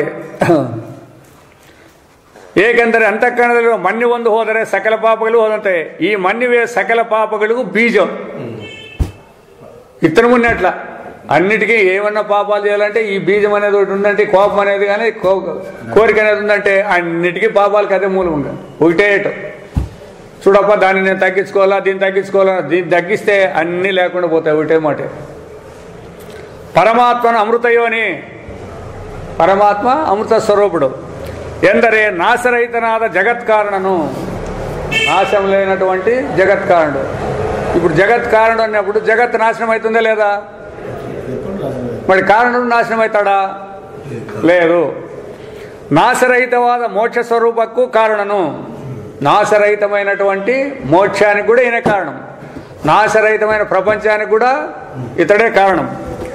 అతని భావనను బలವಾಗಿ మనస్సుకి ತಂದುಕೊಂಡು, కాబట్టి నాశరహితమైనటువంటి పరమాత్మ స్వరూపాన్ని మన మనసుకు బాగా తెచ్చుకొని బలంగా నాశరహితమైన స్వరూపమే మాకు కావాలా అనేది మనసులో దృఢపరచుకొని, హే భగవంత, ನಾನು ಎಂಬ ವ್ಯಕ್ತಿ ಭಾವನೆಯನ್ನು నన్ನಲ್ಲಿ ఇరగొడబేడ. ఈ నేననే దాన్ని నా యందు లేకోకుండా చెయ్యి, నా యందు ఉంచుకోకుండా ప్రయత్నం చేస్తాను. నువ్వే చేయాల. నిన్ను వేడుకుంటాడా? నేను అనేది నా యందు ఉండుకోకుండా చేయాలి నువ్వు. ఈ ನಾನು ಎಂಬ ಭಾವನೆಯಿಂದ ಬಗೆಬಗೆಯ ಪಾಪಗಳನ್ನು ಆಚರಿಸಿ ಬಳಲಿರುತ್ತವೆ. కాబట్టి ఎందుకు నేను ఇట్లా వేడుకుంటున్నానంటే, ఈ యొక్క నేననే దాని నుంచే అనేక రకమైన పాపాలు చేసి నేనంతా బాధపడుతూ ఉంటాను. ఈ ನಾನು ಎಂಬುದನ್ನೇ ಒಂದು ಹೋಮ ద్రవ్యವಾಗಿ ಮಾಡಿ, ఇప్పుడు హోమం చేసే తోట ఏమేమి ఉంటాయి చెప్పండి? అగ్ని ఉంటుంది, హోమం ఎక్కేసే ద్రవ్యాలు ఉంటాయి, అవునా? ఇప్పుడు మీరేం చేయాలి హోమం చేసేటప్పుడు? ఈ నేననే దాన్ని హోమ ద్రవ్యంగా పెట్టుకోండి. మీ వస్తువులు కాదు పెట్టుకోవాల్సినది. ఇప్పుడు నేననే దాన్ని పెట్టుకొని పరమార్థ సత్యనాథ నిన్నన్ను, పరమార్థ సత్యమైనటువంటి నిన్నన్ను అగ్నియాగి మాడుకొండు. నీవు అగ్ని, ఈ నేననేది హోమ ద్రవ్యము, నేననేది చేసుకొని, ఇగో నన్నన్ను నిన్ನಲ್ಲಿ హోమ ಮಾಡಿರುತ್ತೇನೆ, నేననే దాన్ని నీ యందు హోమం చేసేస్తాను అంటే అప్పుడు ఏమైపోయా? పరమాత్మ అవుతాడు. అగ్ని పడిందంతా ఇంకా అగ్నే కదా అయ్యేది. అట్లా కాబట్టి ఈ నేననే భావాన్ని ఈ విధంగా మనము ఆ హోమద్రవ్యంగా పెట్టుకొని, భగవంతుని అగ్నిగా పెట్టుకొని ఆ హోమం చేసినామప్ప అంటే అప్పుడు మనం పరమాత్మ స్వరూపం లేదా వీలవుతుంది. అవి విడిచిపెట్టి మేము మంచి మంచి వస్తువులు తెస్తాము, పెట్టారు అవన్నీ కరెక్టే. ఎందుకంటే వాళ్ళకి ఈ నేననే భావం పోయేదానికే పెట్టిండేది, అది నాదనే భావం పోయేకే పెట్టిండేది. వీళ్ళకి అది తెలియదు, అది చెప్పాలి. అది అదే అదే సాంప్రదాయ యజ్ఞం యొక్క ప్రయోజనం కూడా అదే. వాళ్ళకి ఇవన్నీ చెప్పలేదు మీరు. అదే వాళ్ళకి కోరికలు తీరుతాయంటే ఏమర్థము? పరమాత్మ స్వరూపం తెలిస్తే కోరికలు తీరుతాయి. ఇది వీళ్ళకే తెలియదు, ఈ సేపిచ్చే వాళ్ళకి తెలియదు. పరమాత్మ స్వరూపాన్ని గుర్తిస్తే కోరికలు తీరుతాయి. వీళ్ళేమనుకుంటారు? కోరికలు తీరుతాయంటే ఉండేటి తీరుతాయని అనుకుంటారు వీళ్ళు. ఇక్కడే జరిగింది అది పొరపాటు అంతే. లేకపోతే జనం ఏమో తిక్కోలేం కాదు. వాళ్ళకి ఈ విషయం అంతా తెలియజేయాలి మనం. తెలియజేస్తే ఇప్పుడు ఉంది కదా, ఎక్కడ పోయినా కూడా ఈ నేననే దాన్నే ఆ అగ్నిలో వేసేయాలా, అంతేగాని వస్తువులు వేసేది కాదు. వస్తువులు నావనుకుంటాం కాబట్టి ఆ వస్తువులు నావనేది వేసేయి. ఈ అన్నిటికీ మూలమైనది నేననేదే కదా. నాదనేది పోతే మాత్రం నేనే మిగిలి ఉంటాను కదా. దానికోసమే ఆ బలిచక్రవర్తి వామనుడు అడిగిండి అది. నాదనేది అంతా 2 ఆడలు తీసుకుంటాను, ఇంక నేననేది పోగొట్టాలి కదా. ఆ నేననేది అహంకారాన్ని తీసేసాక 3 అడుగు అడిగిండి అది అంతే. కాబట్టి అది ముఖ్యం అనమాట. ఆ నేననేది పోగొట్టుకుంటే ధన్యులు. ఎప్పుడిప్పుడే, ఇంక మళ్ళీ ఎప్పుడో ఎక్కడ అనే క్వశ్చన్ కూడా ఎవరికే వద్దు. ఈ నేననే అహంకారాన్ని మనము ఎక్కడెల్లా వస్తుందో అక్కడల్లా తగ్గించుకొని చూసుకుంటే నేర్చుకోవాలి. ఈ నేననే సాటల్లా భగవంతుడే ఈ పని చేయిస్తున్నాడు, నేను కాదు, అయిపోయింది అంతే. ఆ మాట ఎప్పుడైతే వాడుకుంటూ పోతామో ఇంక మనకేం తొందర లేదు. ఇన్ను మేలే అట్లా చేసిన తర్వాత ಇನ್ನು ಮೇಲೆ ನಿನಗಿಂತ ಬೇರೆಯಾಗಿ ಈ ನಾನೆಂಬ ವ್ಯಕ್ತಿ ಭಾವನೆಯು ಹೊರದೋರದಂತೆ ಸುಟ್ಟು ಬೂದಿ ಮಾಡಿಬಿಡು. దీన్నంతా కూడా ఈ నేననేది లేకోకుండా బూడి చేసి కాల్చిపారేయి అని వేడుకోవాలి భగవంతుడిని. ఆ నేననేది దాంట్లోకి అగ్గిలేకేసినాక అప్పుడు అడుకోవాలంట. ఇది మళ్ళా రాకోకున్నట్ల బూడిది కాల్చి చేసేసేయి. ಎಂದು ಭಾವಿಸಿದರೆ ಸಕಲ ಪಾಪಗಳಿಗೂ ಪ್ರಾಯಶ್ಚಿತ್ತವಾಯಿತೆಂದು ಮತ್ತೆ ಹೇಳುವುದು ಅವಶ್ಯವಾದೀತೆ. చేసిన పాపాలకు ప్రాయశ్చిత్తం అనే అవసరమే లేదు. ఇంకా అవి వండుకోకుండా పోతాయి, మొత్తము పోయేదానికి వీలవుతుంది. ఇంకా ಮಧ್ಯಾಹ್ನದಲ್ಲಿ ಉಪಯೋಗಿಸುವ ಆಪಹ ಪುನಂತು ಪೃಥ್ವೀಂ ಎಂಬ ಮಂತ್ರದ ಅಕ್ಷರಾರ್ಥವನ್ನು ಹೀಗಾಗುವುದು. ఇవన్నీ పొద్దున చేసే మంత్రాలకి ఇదంతా. ఇప్పుడు మధ్యాహ్నం చేసే మంత్రం ఉందే దానికి నీరుగలు భూమిಯನ್ನು ಪರಿಶುದ್ಧಗೊಳಿಸಲಿ. నీళ్లు భూమిని శుభ్రం చేయని. హీಗೆ పరిశుద్ధಗೊಂಡ భూమి, ఈ విధంగా పరిశుద్ధమైనటువంటి భూమి నన్ను పరిశుద్ధಗೊಳಿಸಲಿ, నన్ను కూడా పరిశుభ్రం చేయని. వేదాచార్యనన్ను పరిశుద్ధಗೊಳಿಸಲಿ, వేదాచార్యులను కూడా అంటే మనకు బోధ చేసే వాళ్ళని కూడా పరిశుభ్రం కావాలా. వేదವು పవిత్రವಾಗಿ నన్ను పవిత్రಗೊಳಿಸಲಿ, ఆ వేదం కూడా నన్ను పవిత్రంగా చేయాలా. ఉచ్చిష్ట అభోజ్య ఇవಗಳನ್ನು ఉండ. ఉచ్చిష్టం అంటే పనికిరాంది, అభోజ్యం అంటే తినేకరాంది అనమాట. ఎంగిలి తినేకరాంది అని. ఇವುಗಳನ್ನು ఉండ ಮತ್ತೆ యావదాದರೂ దురాచారాలను ಮಾಡಿದ. ఇట్లా ఏమైనా మనం పొరపాటు చేసి దురాచారాలు చేసిందంటే దోషవన్నీ ఎల్లవన్నూ బిడుగడ ಮಾಡಿಸಿ, ఆ దోషాలన్నింటినీ కూడా విడుదల చేయించి నన్ను శుద్ధిగొల్సలి, నన్ను శుద్ధి చేయని. ఆ మంత్రాల అర్థం ఇది. ఇట్లా మనం అవన్నీ తెలుసుకుంటే ఆ మంత్రం చేస్తే అప్పుడు దాని ప్రయోజనం మనకి ఉపయోగపడుతుంది. మంత్రార్థమే తెలియలేదు, ఏదో చేసుకుంటూ పోతాడామంటే కాదు, ఇంతే దాని అర్థం అంతా కూడా. ಮತ್ತು ಕೆಟ್ಟವರಿಂದ ದಾನವನ್ನು ತೆಗೆದುಕೊಂಡ ದೋಷವನ್ನು ಪರಿಹರಿಸಿ శుద్ధిగొల్సలి. దుర్మార్గుల ద్వారా దానాలు ఏమైనా చేసింటే కూడా దాని నుంచి కూడా పరిహారం. అందుకే మనం ఎక్కడైనా భోజనం చేసేకపోతే వాళ్ళు ఎటువంటి వాళ్ళైనా ఉండొచ్చు, హింసతో కూడిన వాళ్ళైనా ఉండొచ్చు, న్యాయంగా పెట్టే వాళ్ళైనా ఉండొచ్చు, ధర్మాత్ములు ఉండొచ్చు. అందుకే అక్కడ బ్రహ్మార్పణం, బ్రహ్మావి, బ్రహ్మాగ్నౌ, బ్రహ్మణాహుతం, బ్రహ్మైవతేన గంతవ్యం, బ్రహ్మకర్మ సమాధిన. అంత బ్రహ్మకే అర్పిస్తాడమయ్యా, వాడు ఎట్లాగన్నా పెట్టిండే మాకు సంబంధం లేదు. అందుకోసమే ఎక్కడైనా ఇది చేసేటప్పుడు అది చేసినట్లయితే మనకు ఆ దోషాలన్నీ కూడా తొలగిపోయి వీలవుతాయి. ఇది సరియాద హోమవాగలి, ఇట్లా సరి అయిన హోమం కావాలా అని దాని అర్థం అనమాట. ఈ మంత్రದಲ್ಲಿ 3 ಭಾಗಗಳಿರುವವು. ఈ మంత్రాల్లో మళ్ళీ 3 భాగాలు. భూమియు నన్ను శుద్ధిగొల్సಲೆಂದು ప్రార్థిస్తోదు మొదలైన భాగ. ఆ మంత్రంలో మధ్యాహ్నం చేసే దాంట్లో ఆ భూమి నన్ను పవిత్రం చేయాలనేది ఒక పాయింట్. వేదము నన్ను శుద్ధిగొల్సಲೆಂದು ప్రార్థిస్తోదు 2ನೇ భాగ. భూమి శుద్ధి చేసినాక ఆటికి అయిపోయి సరిపోలేదు, వేదం కూడా నన్ను పరిశుద్ధి చేయాలా. ఆహార దోషవు దురాచారవు బిడుగడేయాలని ప్రార్థిస్తూ 3ನೇ భాగ. ఆహారాల్లో దోషాలు కానీ దురాచారాలు ఏమన్నా ఉంటే వాటి నుంచి కూడా విడుదల చేయాలనేది 3వ భాగం. ఈ 3కు పవిత్ర కారణవాదు నీరే. ఆ నీళ్ళలోనే ఉందండి ఈ భాగం. ఈ మంత్రాలు చేసి ఆ నీళ్ళు పుడుచుకున్నామప్ప అంటే ఈ దోషాలన్నీ పోతాయి.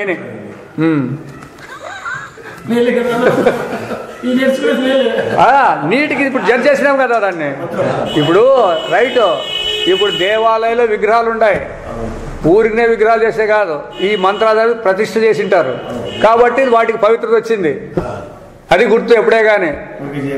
ఊరినే మనము నిలబెట్టుకోవచ్చు, అట్లాంటి అట్లా చేయకూడదు. నీళ్ళలో పెడతారు, భూమి ధాన్యంలో పెడతారు, అన్ని రకాలు చేస్తారు. ఇవన్నీ చేసి తర్వాత ఈ మంత్రోచ్చారం చేసి దానికి ప్రతిష్ట. ఇప్పుడు అదే చెప్తే కదా మా ఊళ్ళో ధ్వజస్తంభం ప్రతిష్ట, కలశాల ప్రతిష్ట అంతా చేస్తాడు అనే దానికి మంత్రాలు చదువుతూనే ఉంటారు పొద్దునాల నుంచి పొద్దు వరకు చదివి ఇక్కడ 3 రోజుల్లో జరుగుతుంది. అదే ఏడేం జరుగుతుంటాయి ఇవన్నీ ఆ విధంగా. కాబట్టి అయితే ఈ మూరకు పవిత్ర కాదు నీరే, కాబట్టి ఆ నీరుని మనం పవిత్రంగా చేసుకోవాలా. దానికి ఆ మంత్రం చేస్తే ఆ నీరు పవిత్రమైపోతుంది. మనము ముట్టయితామంటే అదేదో చనిపోయిందని నీరు పోసుకుంటాం.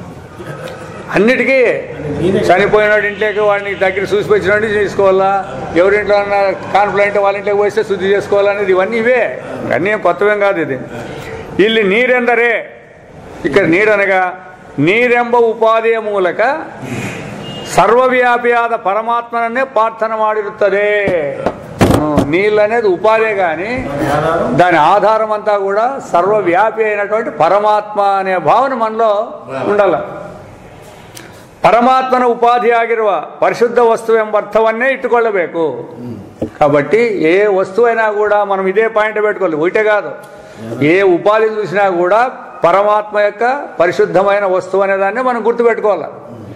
అందుకే ఎవరైనా ఇతరులు మనల్ని ఏం చేసినప్పటికీ కూడా వాళ్ళ ఎందుకు ద్వేషాలు రాకూడదు అనేది దీనికే.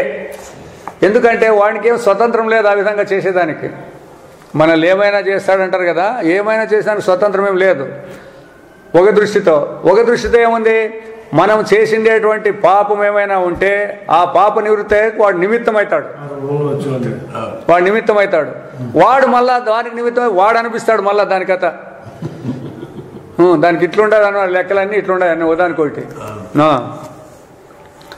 కాబట్టి భూమి మేలి ಚೆನ್ನಾಗಿ ಮಳೆ ಬಿದ್ದು, కాబట్టి భూమి మీద వర్షం బాగా వచ్చి ఎల్లెల్లు శుద్ధి ఆగలెంబదు మొదలనేది హారైక.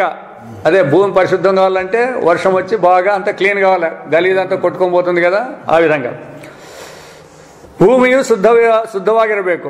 ಅದರ ಆಮೇಲೆ ಶುದ್ಧವಾದ ನೀರು ಹರಿಯುತ್ತಿರಬೇಕು. అప్పుడు పరిశుద్ధమైన నీళ్లు ప్రవహిస్తూ ఉంటాయి. ఇంత శుద్ధವಾದ నీరినಲ್ಲಿಯೇ సంధ్యావందనను ಮಾಡಬೇಕೆಂದು విధి ಇದೆ. అందుకే నదుల్లోకి పోయి పారే నీళ్ళ దగ్గరే సంధ్యావందనాలు చేయాలనేది. ఎందుకంటే కూడే పని లేదు, ఎప్పుడు వెళ్ళిపోతానే ఉండాలి, అది పరిశుభ్రంగా ఉండాలనే దానికి. ಹಿಂದೆ ಋಷಿಗಳು ನದಿಯ ದಂಡಗಳಲ್ಲಿರುವ ಬಯಲುಗಳಲ್ಲಿಯೇ ವಾಸ ಮಾಡಿಕೊಂಡು, పూర్వం ఋషులందరూ కూడా ఆ నదీ తటాలు అంటే ఒడ్డుల్లో ఉండి ఇద్దరిద్దరిను ಇಲ್ಲಿ స్మర్శికొల్లಬೇಕು. ఎందుకు వాళ్ళు ఆడున్నారప్ప అంటే ఈ సంధ్యావందనం చేసేకే వాళ్ళు ఆడున్నారు. చూడండి, మనం ఇంట్లో ఉండాలి, మనం ఆడిపోతాం, వాళ్ళకి అవకాశం. అది శుద్ధವಾದ గాలి, శుద్ధವಾದ నెಲೆ, శుద్ధವಾದ నీరు, ఈ మూడు మనశ్శుద్ధికి మనశ్శాంతికి కారణం. అందుకే గలీజ్ ఉండే చోట కూర్చుంటే కూడా మనసు సమాధానంగా ఉండలేదు.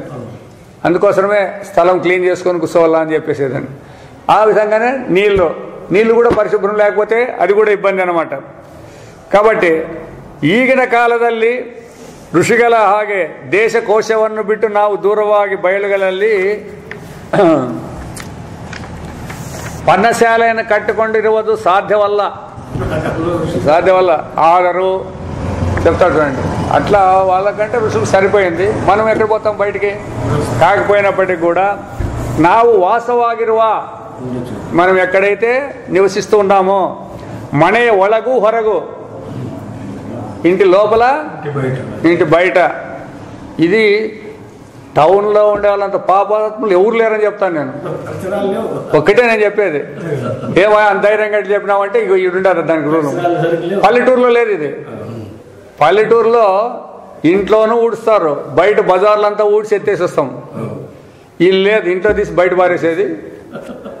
అదే చెప్తాడు ఇక్కడ, చూడు ఎంత నీట్గా చెప్తాడు. ఇది ಮನೆಯ ಒಳಗೂ ಹೊರಗೂ నేలವನ್ನು చొక్కట్టವಾಗಿ గుడిసిట్టుకొల్లవదు, శుభ్రం చేసుకొని ఉండేదాన్ని, ఊడ్చుకొని ఉండేది. బీదిಯಲ್ಲಿ సిక్కిದ కడ, వీధిలో చిక్కిన చోటల్లా కసವನ್ನು ಹಾಕದೇ ఇరువదు. మరి ఇప్పుడు ఎవరు చేస్తాడారు వీళ్ళంతా? ఏం చిక్కినా బజార్లో చల్లుతాడారా లేకపోతే ఎక్కడికైనా పోయేసేస్తాడారా? యావన్నా కానీ అంటే అదే అర్థము. కాలులోనన్నా వేయి, బజార్లోనన్నా వేయి, వాడు ఊడ్చిపోతాడో లేదో. నీవు అందుకే డస్ట్బిన్ అనేది నువ్వు పెట్టుకోవాలి ఒకటి. వాడు ఉంటుందో లేదో, లేదా వాళ్ళు పెట్టిన సాటికి పోయి వేసి వచ్చేదన్నా నేర్చుకోవాలా. అట్లేదు, ఇంట్లో తీసేది బయట పారేసేది, ఇంట్లో తీసేది బయట పారేసేది. ఏమర్థం ఉండదు దీంట్లో? ఎంత ఎన్ని పాపాలు చేసుకున్నట్టు చూడండి దీంతో. అనవసరమైంది కదా ఇది. నీవు పరిశుభ్రంగా ఉండాలా, నీ ఇల్లు పరిశుభ్రంగా ఉండాలా, నీ పరిసర ప్రాంతము పరిశుభ్రంగా ఉండాలా. అప్పుడు సమాధానం ఉంటుంది. బయటకు వస్తే ఏం కనపడుతుంది నీకు? ఇంట్లోనే క్లీన్గా పెట్టుకుంటారులేండి. బయటకు వస్తే బజార్లో గలీదంతా నీ మనసులో ఉంటుందా లేదా? అది బజార్లో ఉందనుకో, ఉంటే నీ మనసులోనా బజార్లోనా? మన మనసులో ఉంటేనే అడగాని వచ్చేది. సిక్కిದ ಕಡೆ ಕಸವನ್ನು ಹಾಕಿರೋದು ఈ వెరడు ఈగలు సాధ్యವಾಗಿవే. కాబట్టి మనము నదీ దండాలకు పోయే పని లేదు. మన ఇంటి దగ్గరే ఈ విధమైన శుచి శుభ్రత ఏర్పరచుకుంటే మనకి అవకాశం ఉంది. ಜಲ ಸಮೃದ್ಧಿ ಇರುವಂತೆ ప్రతియొబ్బను మాడికొల్లవదಕ್ಕೆ ಆಗದಿದ್ದರು. ఈ విధంగా నీళ్లు సంపూర్ణంగా ఆడ పోయి పారేటట్లు ఉండేటట్లు లేకున్నప్పటికీ కూడా ಊರಿನಲ್ಲವರೆಲ್ಲರೂ ಸೇರಿ ಪ್ರಯತ್ನ ಮಾಡಿದರೆ ಅಲ್ಲಲ್ಲಿ ಕೆರೆ ಕಟ್ಟೆ ಬಾವಿಗಳನ್ನು ಮಾಡಿಕೊಂಡು ಅವುಗಳನ್ನು ಶುಚಿಯಾಗಿಟ್ಟುಕೊಳ್ಳುವುದು ಪ್ರಯತ್ನ ಮಾಡುವುದು కష్టవల్ల. ఊరందరికి కలిసి ఒకసారి క్లీన్గా ఉండేది అట్లా పెట్టుకొని కట్టలు కానీ ఇట్లా చెరువులు కానీ ఇట్లాంటి పెట్టుకుంటే కూడా ತೊಂದರೆ ఉండలేదు. ఇది ಹೇಗೆ ಇರಲಿ, ఇది ఎట్లయినా ఉన్ని ದ್ವಿಜನಾದವನು ಬ್ರಾಹ್ಮಣೈನ వాడు ಅದರಲ್ಲಿಯೂ ಬ್ರಾಹ್ಮಣ ಎನಿಸಿಕೊಂಡವನು. ఆ ద్విజుల్లో కూడా బ్రాహ్మణుడు అనిపించుకున్నాడు. మళ్ళీ పేరుకు ద్విజులు అందరూ ఉన్నారు. అయితే దాంట్లో ఒరిజినల్గా చింతన చేసే ಬ್ರಾಹ್ಮಣ ಎನಿಸಿಕೊಂಡವನು ತಾನಿರುವ ಸ್ಥಳವೆಲ್ಲವೂ ಶುಚಿಯಾಗಿ ಪವಿತ್ರವಾಗಿ ತನಗೂ ತನ್ನ ನೆರೆಯವರೆಗೂ ಮನಃಶಾಂತಿ ಆಗುವುದಕ್ಕೆ ಸಹಾಯವಾಗಿರಬೇಕೆಂಬುದನ್ನು ಪ್ರತಿಯೊಂದು ದಿನವೂ మాధ్యాహ్నికವನ್ನು ಮಾಡುವಾಗ ನೆನಪಿಗೆ ತಂದುಕೊಳ್ಳುವುದು అత్యవశ్య. ఈ విధంగా ఆ మధ్యాహ్నం చేసేదానికి తాను తన చుట్టూ అంతా ఉండే పరిసరాలన్నీ కూడా క్లీన్గా పెట్టుకోవాలని దాని అభిప్రాయం. ఇప్పుడు అర్థమవుతుంది. ఎందుకంటే చాలామంది ఇది అబ్జెక్ట్ చేసినారనమాట. ఈ సచ్చిదానంద సరస్వతి స్వామి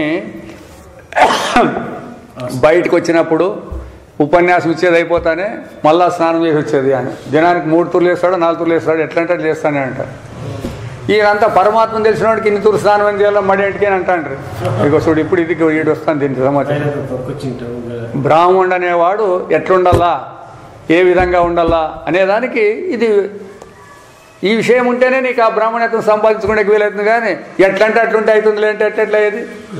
అది ఆ సంస్కారానికి పెరిగినప్పుడు అది వేరే అవుతుంది. ఆ సంస్కారంగా నీకు రాలేదు కదా. రాకున్నప్పుడు అంటే ఎట్లా ఇట్లా అని చెప్పడానికి లేదు.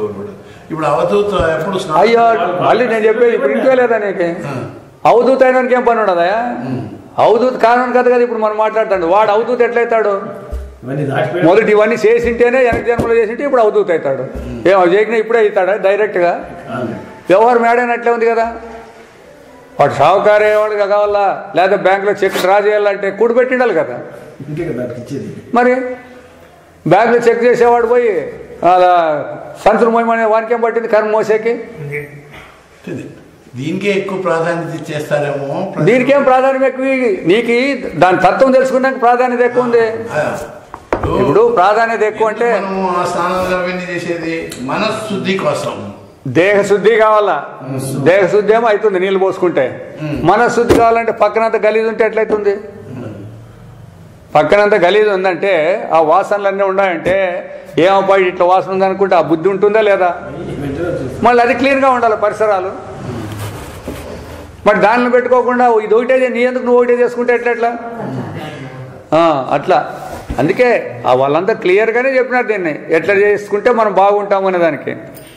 ವೇದವನ್ನು ಹೇಳುವ ಆಚಾರ್ಯನು, వేదాలు చెప్పే ఆచార్యుడు, ಅದನ್ನು ಕಲಿಯುವ ಶಿಷ್ಯನು, దానిని నేర్చుకునే శిష్యుడు పరిశుద్ధరాగిద్దుకొండరಬೇಕೆಂಬುದು ಎರಡನೇ ಹಾರೈಕ, రెండవ కోరిక అనమాట. ఇద్దరు పరిశుద్ధంగానే ఉండాల. ಹೊರಗೆ ಸ್ಥಳಶುದ್ಧಿ, ದೇಹಶುದ್ಧಿ ಇವುಗಳಿಂದ ಕೂಡಿರುವವರು ಮಾಡುವ ವೇದಶಾಸ್ತ್ರಗಳ ಅಭ್ಯಾಸವು మనస్సుకు శుద్ధిಯನ್ನು ಕೊಡುವುದು. ఇట్లా రెండు దగ్గరలో కూడా పరిశుద్ధిగా ఉంటే అప్పుడు మనం చెప్పే శాస్త్రం కూడా వాళ్ళకి సులభంగా బోధపడుతుంది. ಅದಕ್ಕೆ ವೀರ್ಯವೂ ಬರುವುದು, దానికి ఒక శక్తి కూడా వచ్చేదానికి అప్పుడే వీలవుతుంది అనమాట. అంతా విద్యాభ్యాసవే ముందే వ్యవహారದಲ್ಲಿ తనకు లోకకు కళ్యాణం ఉంటూ ಮಾಡುವುದು. అటువంటి విద్యాభ్యాసం అందుకే చెప్పేది మహర్షులైనటువంటి వాళ్ళకి వాళ్ళ శక్తి ద్వారా లోక కళ్యాణం చేస్తున్నారు అంటే ఎట్లా ఏమర్థంతో చేసినారు వాళ్ళు? మరి ఇటువంటి శక్తిని వాళ్ళు సంపాదించుకొని లోకాన్ని ఉద్ధరించగలిగినారు. దానికే రాజులు కూడా ఆ మహర్షుల్ని ఋషుల్ని ఆశ్రయించినారే కానీ వాళ్ళేం మంత్రుల గింతులు పెట్టుకున్నా కూడా వాళ్ళ దగ్గర బయటకు రావాల్సిందే ఏమన్నా చేయాలంటే. ನಮ್ಮ ಗುರುಗಳು ತಾವು ಶುದ್ಧಾಚಾರದಲ್ಲಿದ್ದುಕೊಂಡು ಶುದ್ಧ ಮನಸ್ಸಿನಿಂದ ನನಗೆ ವೇದಾಭ್ಯಾಸವನ್ನು ಮಾಡಿಸಲಿ. మా గురువులు కూడా తాము శుభ్రంగా ఉండి మాకు కూడా విద్యను నేర్పించాలా అనేది ఒక పాయింట్. ನಾನು ಸ್ನಾನಾದಿಗಳಿಂದ ಶುದ್ಧನಾಗಿ నేను స్నానాల శుద్ధి అయి శుద్ధ మనస్సునింద కలితూ శుద్ధమైన మనస్సు ద్వారానే అంటే పరమాత్మే కావాలనేదే శుద్ధమైన మనస్సు. మిగతా పక్కలో పెట్టుకొని వచ్చేది కాదు. శుద్ధమైన మనస్సు అంటే ఏమి పరమాత్మే కావాలన్నప్పుడే శుద్ధమైన మనస్సు అవుతుంది. అది ఒకటే గుర్తు అంతే. మీరు ఏం వేరే పెట్టుకోవద్దండి. ఇంక వేరే ఏం కోరినా కల్మషంతో కూడుకున్న మనస్సే మంది. మనశుద్ధి అంటే ఏమై అది చెప్తాను కదా, మనశుద్ధి అనే ఒకటే పరమాత్మ అనే ఒకటే. భగవంతుడే కావాలా? అది కూడా నేను చెప్తానే వృత్తి. మనశుద్ధి అనే ఒకటే పరమాత్మ అనే ఒకటే. ఏం దీంట్లో ఏం కష్టపడే ఉండదు. ఇప్పుడు మనస్సు అని ఎందుకన్నాము? సంకల్ప వికల్పాలు చేసినప్పుడు ఆత్మకే ఆ పేరు పెట్టినారు మీరు, అంతే. సంకల్ప వికల్పాలు పెడితే ఆత్మ అయ్యేది అది. అట్లా మనశుద్ధి అంటే అదే పెద్ద కొత్త పదం కాదు అది. మనశుద్ధి అన్నమాట. చిత్తశుద్ధి మనశుద్ధి అనేది అది. అప్పుడు నువ్వేం చెప్పినా కూడా క్లియర్ గా అర్థమవుతుంది అంతే, వేరే ఏం లేవు కాబట్టి.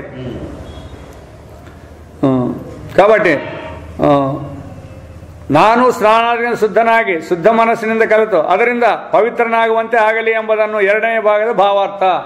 రెండవ భాగం యొక్క భావార్థం, ఆ మంత్రాల యొక్క అర్థం ఇదంతా. తాను వేదశాస్త్రಗಳನ್ನು ಕಲಿಯುವುದು, తాను వేదశాస్త్రాలను నేర్చుకోవడము, మద్దొబ్బరిಗೂ కలిಸುವುದು, ఇతరులకు నేర్పించేది. ఇವೆರಡು బ్రాహ్మణ ధర్మಗಳಲ್ಲಿ ಬಹು ముఖ్యವಾದವು. బ్రాహ్మణుడు అనేవాడు వేదాలు నేర్చుకోవాలా, ఇతరులకు కూడా నేర్పాలా. ಯಾವ ಪ್ರತಿಫಲವನ್ನು ಆಪೇಕ್ಷಿಸದೆ ఈడు దిక్తారు మన వాళ్ళంతా. ప్రతిఫలాన్ని కోరుకోకుండా జ్ఞానార్జనను ಮಾಡಬೇಕು. జ్ఞానాన్ని సంపాదించుకోవాలి మనం కూడా. జ్ఞానాన్ని సాగిది రెండాలు నేర్చుకుంటానే మనం పోయి దక్షిణలు కొట్టచ్చు అనేది కాదు ఇక్కడ. ఇతరులకి కలిసಬೇಕು, ఇతరులు కూడా నేర్పించాల. ఇదే విధంగా ಪ್ರತಿಫಲವನ್ನು ಅಪೇಕ್ಷಿಸದೆ ಜ್ಞಾನ ಇದೈತೆ. ఇదే బ్రాహ్మణుని గురియాగిరಬೇಕೆಂಬುದನ್ನು ఈ మంత్రವು నెనపు కొడుతుంది. ఇది బ్రాహ్మణుని యొక్క లక్షణం. తాను పరిశుద్ధంగానే ఉండాలా, శిష్యుల్ని లేదా ఇతరులు కూడా పరిశుద్ధపరిచేదే బ్రాహ్మణుని యొక్క ధ్యేయము. అది మనిషిని ఎంత ఆచారం అన్నట్టుಕೊಂಡಿರುವనో, ఎంత ఆచారాన్ని మనం పెట్టుకుంటామో అంత మనస్సు అవనికి బరువదు. అది ఆచారాలు ఎంత క్లియర్గా ఉంటే మనస్సు అంత పవిత్రంగా ఉంటుంది. ఆచారాలు తక్కువైపోయినాయంటే మనస్సు కూడా తక్కువగానే ఉంటుంది. ಶುಚಿಯಾಗಿರುವುದಕ್ಕೂ ಜ್ಞಾನಾರ್ಜನೆಯಲ್ಲಿ ಆಸಕ್ತಿ ಉಂಟಾಗೋದಕ್ಕೂ ಅನುಕೂಲವಾಗೋದು ಸದಾಚಾರ. సదాచారం ఉందంటే మనకు జ్ఞానార్జన ఈ శుద్ధంగా ఉండేదానికి కూడా రెండింటికి సరిపోతుంది అనమాట. ಆಹಾರ ಶುದ್ಧವಾಗಿದ್ದರೆ ಅದು ಜೀರ್ಣವಾಗಿ ದೇಹಕ್ಕೆ ಅಂಟಿದ ಮೇಲೆ ಅದಕ್ಕೆ ತಕ್ಕ ಶುದ್ಧ ವಾಸನೆಗಳೇ ಉಂಟಾಗುವವು. మనస్సు కూడా శుద్ధమైన ఆహారాన్ని వేయాల. అంటే ఆ శుద్ధమైన ఆహారాన్ని వేసినామన్నప్పుడు ఎక్కువగా తింటే తినిన దాని వ్యవహారమే ఎక్కువ వస్తుంటుంది. అది పనిచేసేలేదు. కడుపు వస్తుందనో లేకపోతే రోగం వచ్చిందనో ఏమో ఈ ఆలోచనలే ఎక్కువ వస్తాయి. అది ఎంతగా పని చేయాలప్ప అంటే ఆ దేహానికి ప్రాణశక్తి ఉండేదట్లా, జీవనం ఉండేదట్లా ఉపయోగించాలి. అప్పుడు దాంట్లో నుంచి శుద్ధవాసనలు బయటకు వచ్చేదానికి వీలైతాయి. అయోగ్యవాద ఆహారವನ್ನು ಉಣ್ಣುವುದು, ಯೋಗ್ಯವಾದటువంటి ఆహారాన్ని తినేది, ಕುಡಿಯಬಾರದನ್ನು ಕುಡಿಯುವುದು, ತಿನ್ನಬಾರದನ್ನು ತಿನ್ನುವುದು, ಮಾಡಬಾರದನ್ನು ಮಾಡುವುದು ಮುಂತಾದ ದುಶ್ಚರ್ಯಗಳನ್ನು ಬಿಟ್ಟು వీటినన్నిటి దుశ్చరితలన్నీ విడిచి సదాచారದಲ್ಲಿ నిరతనాదవనిಗೆ సదాచారంలో నియమించబడినవాడై ఒಳ್ಳೆಯ బుద్ధి ಹುಟ್ಟುವುದು. అట్లా ఎవడైతే సదాచారాలతో నిరతడై ఉంటాడో వానికి మంచి బుద్ధి పుడుతుంది. ಅದರಿಂದ ಯಾವುದಾದರೂ ದುರಾಚಾರವನ್ನು, ఏ దురాచారాలైనా తాను అరియదే ಮಾಡಿದ್ದರೆ, తనకు తెలియకనే చేసినట్లయితే అంతా దోషವನ್ನು పరమాత్మను పరిహరించాలి. అటువంటి దోషాన్ని కూడా భగవంతుడు పరిహరించాలని ప్రార్థిಸುವುದು మూడನೇ భాగದ ఉద్దేశ. ఇట్లా ఒక్కొక్క భాగాలు ఒక మంత్రంలో 3 భాగాలు చేసి దేన్ని చేస్తే సరిపోతాయి అని చెప్పుకుంటా వచ్చేసింది అనమాట. పరమాత్మనే ನನ್ನ ಸುತ್ತಮುತ್ತಲಿನ ಪ್ರದೇಶವು ಶುದ್ಧವಾಗಿದ್ದು ನನ್ನ మనశ్శుద్ధిಗೆ కారణవాగలి. కాబట్టి భగవంతుడే, ఎప్పుడు భగవంతుని మనం వేడుకుందామంటే భగవంతుడే చేస్తాడని కూడా చెప్పింది భగవద్గీతలో కూడా. అనన్య భక్తి వస్తే యోగక్షేమం నేనే చూస్తానన్నాడు. కాబట్టి ఎప్పుడైతే మనం ఆయనే నమ్మినామప్ప అంటే మనకుండే ఆటంకాలను తొలగిస్తాడు, మనకు కావాల్సిన సహాయాన్ని చేకూరుస్తాడు. దాన్ని అది భగవంతుని యొక్క లక్షణం. అది మనం అట్లేదు, ఆయన్ని కోరుకోకుండా మాకు అన్ని సౌకర్యాలు చేయాలని మన బుద్ధి ఇప్పుడంతా. మాకు ఎక్కడి తిరిగి మాకు అన్నీ ఉండాలి అప్ప సౌకర్యాలు. నీ కథ నువ్వు చూసుకో, ఎట్లా నువ్వు ఇచ్చేవాడు కదా, నీకేం పని ఉండదు, మేమంతా చేసేది.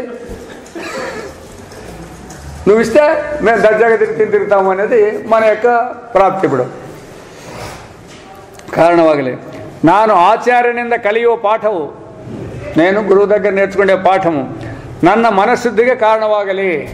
అది మన యొక్క వేదాంత ప్రవచనాలు కానీ ఇవన్నీ కూడా మన మనస్సు పరిశుద్ధమయ్యేదానికే ఇవన్నీ కావాలన్నమాట. ఇది ನನ್ನ ಮನಸ್ಸಿನಲ್ಲಿರುವ ಕೆಟ್ಟ ವಾಸನೆಗಳೆಲ್ಲ ತೊಲಗಿ ನಾನು ಶುದ್ಧ ಮನಸ್ಕನಾಗಿಯೇ ವರ್ತಿಸುವಂತೆ ಅನುಗ್ರಹಿಸಿ ಎಂದು మనఃపూర్వకంగా నాలోని దుష్కర్మాన్ని పోయి మంచి భావాలు వచ్చేదట్లా మనఃపూర్వకವಾಗಿ ಧ್ಯಾನಿಸಿ ಅಭಿಮಂತ್ರಿಸಿದ ನೀರನ್ನು, ಆ ವಿಧಂగా ಮಂತ್ರಿಸಿದ ನೀರನ್ನು ಕುಡಿಯುವುದರಿಂದ, తాగేదాని వలన మనస్ಸಿನ ಮೇಲೆ ఉత్తమ పరిణామం ಮತ್ತೆ ಹೇಳುವುದೇನಿದೆ.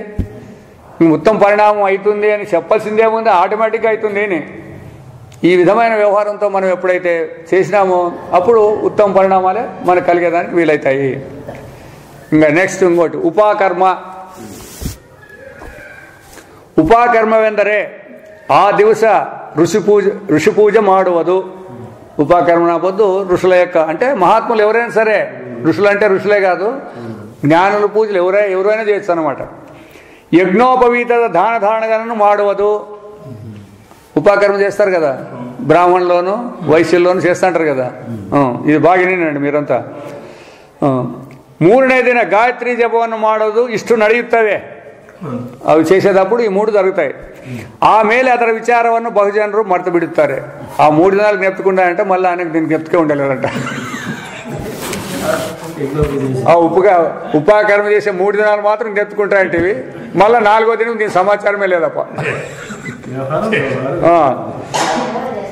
ఉపాకర్మ శబ్ద నిజవాದ అర్థమేను. ಉಪಕರ್ಮ అంటే నిజంగా దాని అర్థమేమి?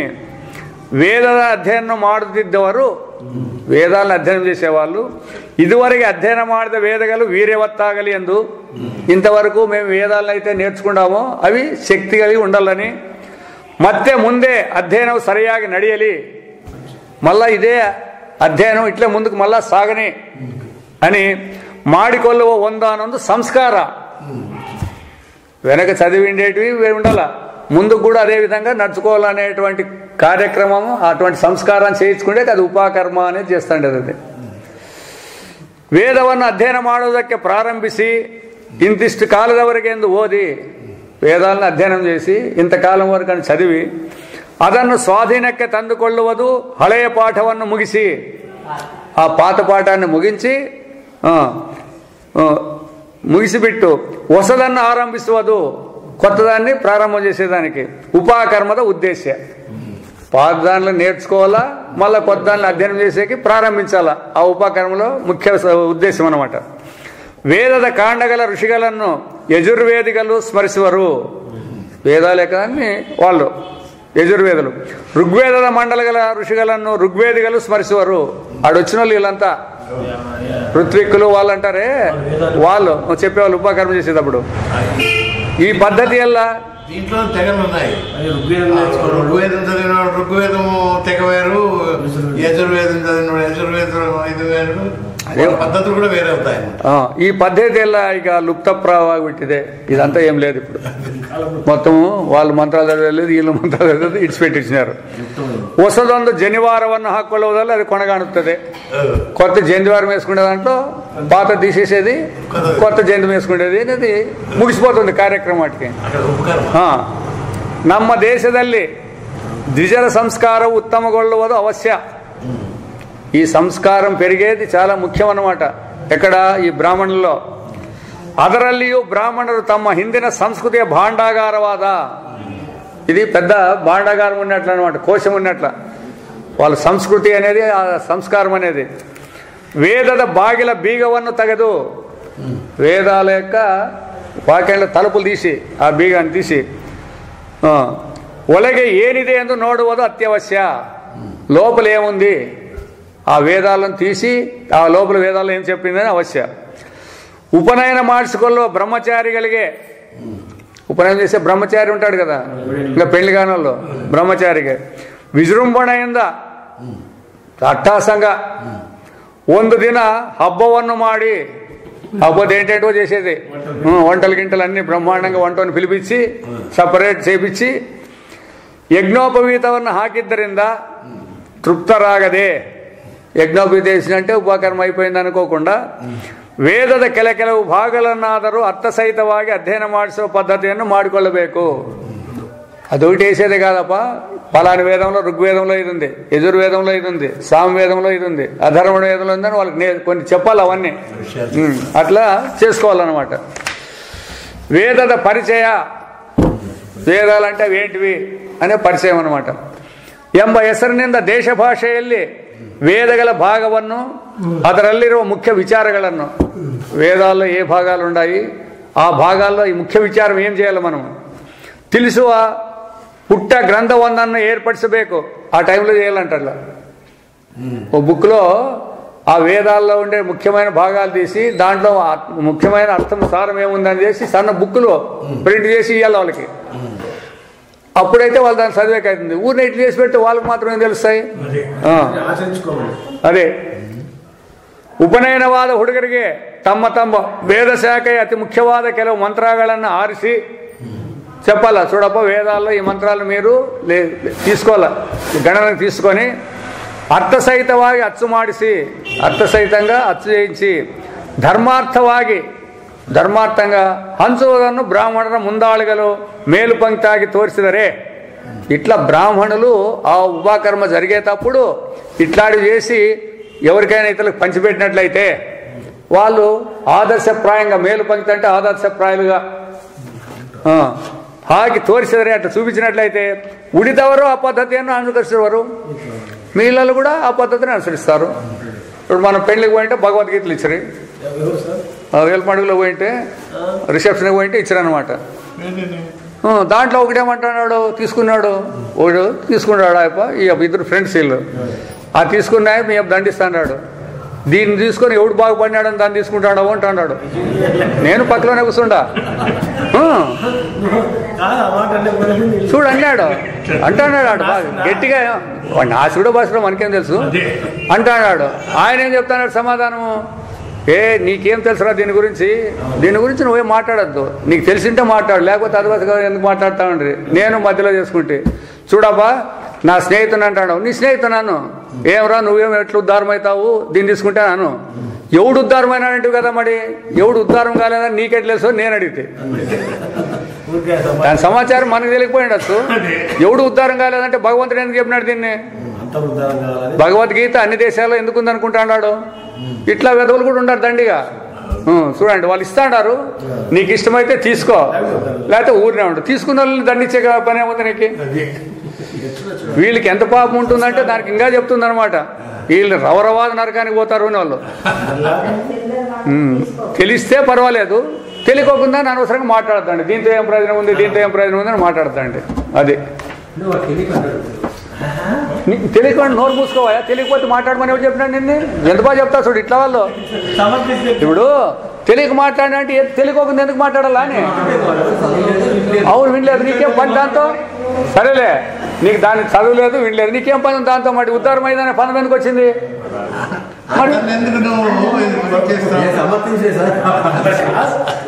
నువ్వు అంటాడు కదా, వాడికి తెలియక అన్నాడేమో అంటే, తెలియక అంటే ఊరినే ఉంటాడు. తెలియకో ఇప్పుడు ఏంటంటే నీకు సమాచారం తెలియదు, వాళ్ళు మాట్లాడుతున్నారు, ఊరినే ఉంటావు. కానీ వాళ్ళకి ఎందుకు దూరుతావు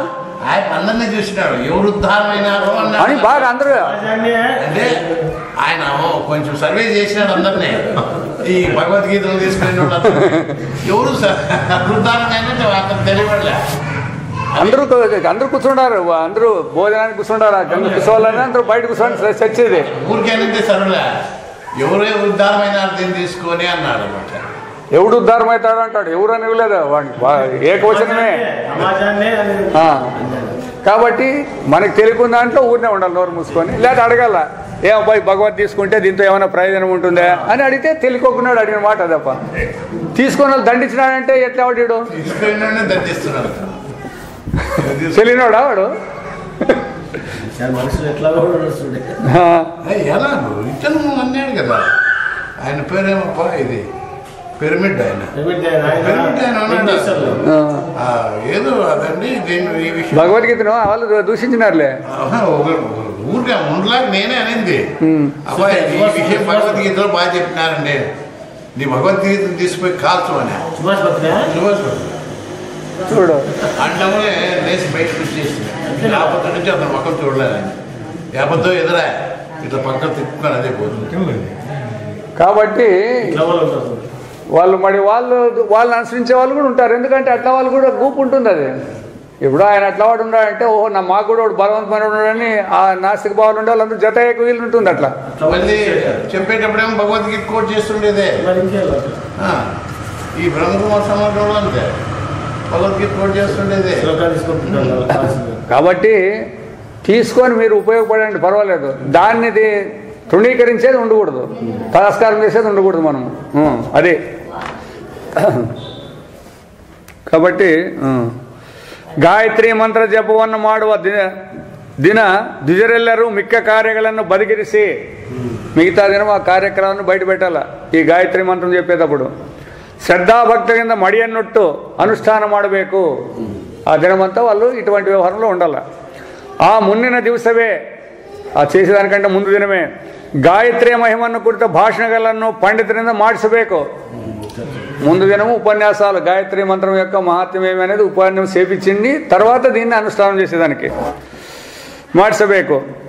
ಮನೆಯಲ್ಲಿ ದೊಡ್ಡವರೆಲ್ಲರೂ ಗಾಯತ್ರಿ ಜಪವನ್ನು ಮಾಡಿ ಮಕ್ಕಳು ಮಾಡುವಂತೆ ಪ್ರೋತ್ಸಾಹಿಸಬೇಕು. పెద్దలు చేయాల, పిల్లలకి తెలియజెప్పాల. గాయత్రియు ವೇದಮಾತ, ವೇదాలకు తల్లి గాయత్రి. ಆಕೆ ಅನುಗ್ರಹವಾದರೆ ನಮಗೆ ನಮ್ಮ ಸಂಸ್ಕೃತಿಯ ಒಳಗುಟ್ಟು ವಶವಾಗುವುದು. మన యొక్క సంస్కృతి యొక్క వ్యవహారం ఏమి, దీని యొక్క సారం ఏమి అనేది మనకు అప్పుడు మాత్రమే తెలుస్తుంది. అంతవరకు కూడా దాని సమాచారం తెలిసేదానికి లేదు. ఇప్పుడు మనకు కూడా చాలామంది ఒక విషయము, ఇప్పుడు మనకందరికీ భగవంతుని మీద నమ్మకం ఉందా లేదా? మనందరికీ ఉంది కదా. మన పిల్లలకి నమ్మకం పుట్టించాక ఏమైనా పని చేస్తాడమా? అంటే దేవాలయాలు పిలుచుకునేది భక్తి ఏదో నువ్వు చేస్తూ ఉంటే ఉందే ఆ మార్గం ఉందే అని ఉందే అని ఆ మార్గము అది నేను అడుగుతాను. జనరల్గా పిల్లలకి భగవద్గీత కలిగించేదానికి మీరు ఏమైనా చేస్తాడారా అని నేను అడుగుతాడా? ఎంతమంది చేస్తాడారు? సరే, నేను చెప్పేదేమి సహజంగా నీ కూర్చుంటేది అని కాదు. ఎందుకు అంటే మీరు ఆ పిల్లలకి అటువంటి అభ్యాసం చేసేదానికి ముందు ఏ ఆధారం పెట్టుకొని మీరు చేసే ప్రయత్నం చేస్తున్నారు? ఇప్పుడు మన పిల్లలందరినీ కూడా పొద్దున్న లేస్తాను ఏదో వేసి అక్కడ పంపిస్తాడు బయటికి, మళ్ళీ వచ్చినాక వచ్చి తిని పండుకుంటున్నారు. ఎప్పుడు నేర్పిస్తారు మీరు భగవద్భక్తులకి? ఎవరైనా చేస్తాడమ్మా? దాన్ని మూసిపెట్టే ప్రయత్నం చేస్తున్నారు. అంతేగాని ఎవరైనా చేసేవాడు ఉంటే కూడా వాడిని తాస్కారం చేసి మాట్లాడేవాళ్ళు ఉంటారు. ఇంకా పిల్లలు నీ కొనికేనా దేవుడు ఉండదు, మా ఎందుకు లేడా అని కూడా దండించే వాళ్ళు ఉంటారు. కాబట్టి ఏందో ఒకటి పట్టుకొని యాదైనా పట్టుకొని పోనీలే, పాడైపోయినప్పుడు యాదైతేనేమి. సరే, సంతోషం. అది వాళ్ళ అట్లా నేను చెప్పే తల్లిదండ్రులు వాళ్ళకు ప్రోత్సహించాలి. అది నువ్వు వేరే విద్యలు నేర్పేయండి, దాన్ని తీసేసే పని లేదు. అయితే ఇది కూడా చెప్పితేనే వాళ్ళకు భగవంతుని యందు నమ్మకం కుదిరేది, ఆస్తిక్యం వచ్చేది.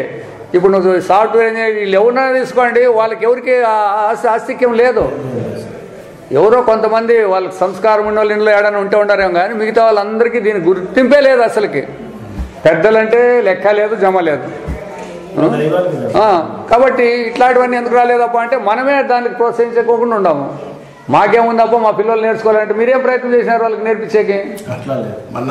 పొద్దునే ముఖం కడుక్కుంటానే వచ్చాడు మొక్కోరా, లేదా స్నానం చేస్తానే వచ్చాడు మొక్కొని పో అని పిల్లలు నేర్పిస్తే నేర్చుకుంటారు. వాళ్ళేం మొహానికి లేదు. ఉన్నాడు ఇప్పుడు చెప్తే కదా, మా వాడిని మనోడే వాడు ఉన్నాడు, మనోడు అవుతాడు మాకు. వాడు 4 ఏళ్ళు ఉన్నాడు, వాడు లేస్తానే పటాలు చూసేది నేర్చుకుంటాడు అనమాట. పటాలు చూసేది నేర్పిస్తున్నారు దేవత ఫోటోల్లో. తర్వాత ముఖం కడుక్కుంటానే బయటికి నేరుగా పరిగెత్తాడు. వాడు పరిగెత్తిపోయి సూర్య నమస్కారాలు, సూర్యుని ప్రార్థిస్తాడు, మళ్ళీ వస్తాడు. అట్లా వాళ్ళు నేర్పించినారు. వాళ్ళు లేస్తానే ఈ పని చేయాలరా, ఈ పని చేయాలని అదే పని కూర్చోబెట్టుకొని చెప్పినారు కాబట్టి వాడిని అలవాటు అయిపోతుంది, వాడే చేస్తాడు. అట్లా ఎంతమంది వీళ్ళే లేకోకుండా వాళ్ళకి ఎప్పుడు నేర్పించేది? వీళ్ళే లేకోకుండా ఉన్నారు. సాఫ్ట్వేర్ ఇంజనీర్ వచ్చాడు, ముందు పడుకున్నాడు అనమాట. మధ్యలో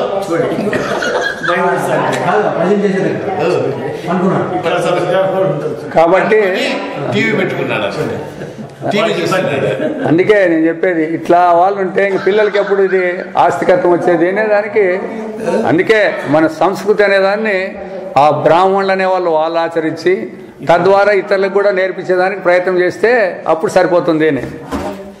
ఆ దిన ద్విజరల్లದ హిందువులు కూడా చెప్తాడు. మనం కూడా ద్విజులేగా బ్రాహ్మణులే కాదు, ಹಿಂದುవులైన వాళ్ళు కూడా భగವಂತನ ಪ್ರಾರ್ಥನೆಯನ್ನು ಭಜನೆಯನ್ನು ವಿಶೇಷವಾಗಿ ಆಚರಿಸಬೇಕು. ಅಂತೆ చూడండి, మనమేమి ఇన్ని పనులు చేసే పని లేదు. అదంతా భగవంతుని ప్రార్థనే, అది కూడా అదే దాని లక్షణమే.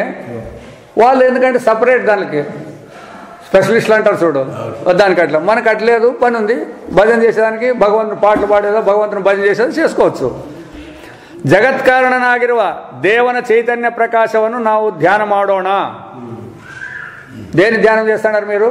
జగత్ కారణమైనటువంటి పరమాత్మ యొక్క ప్రకాశాన్ని ధ్యానం చేస్తాడాము, దాన్ని స్తోత్రం చేస్తాడాము, దాన్ని భజిస్తాడాము.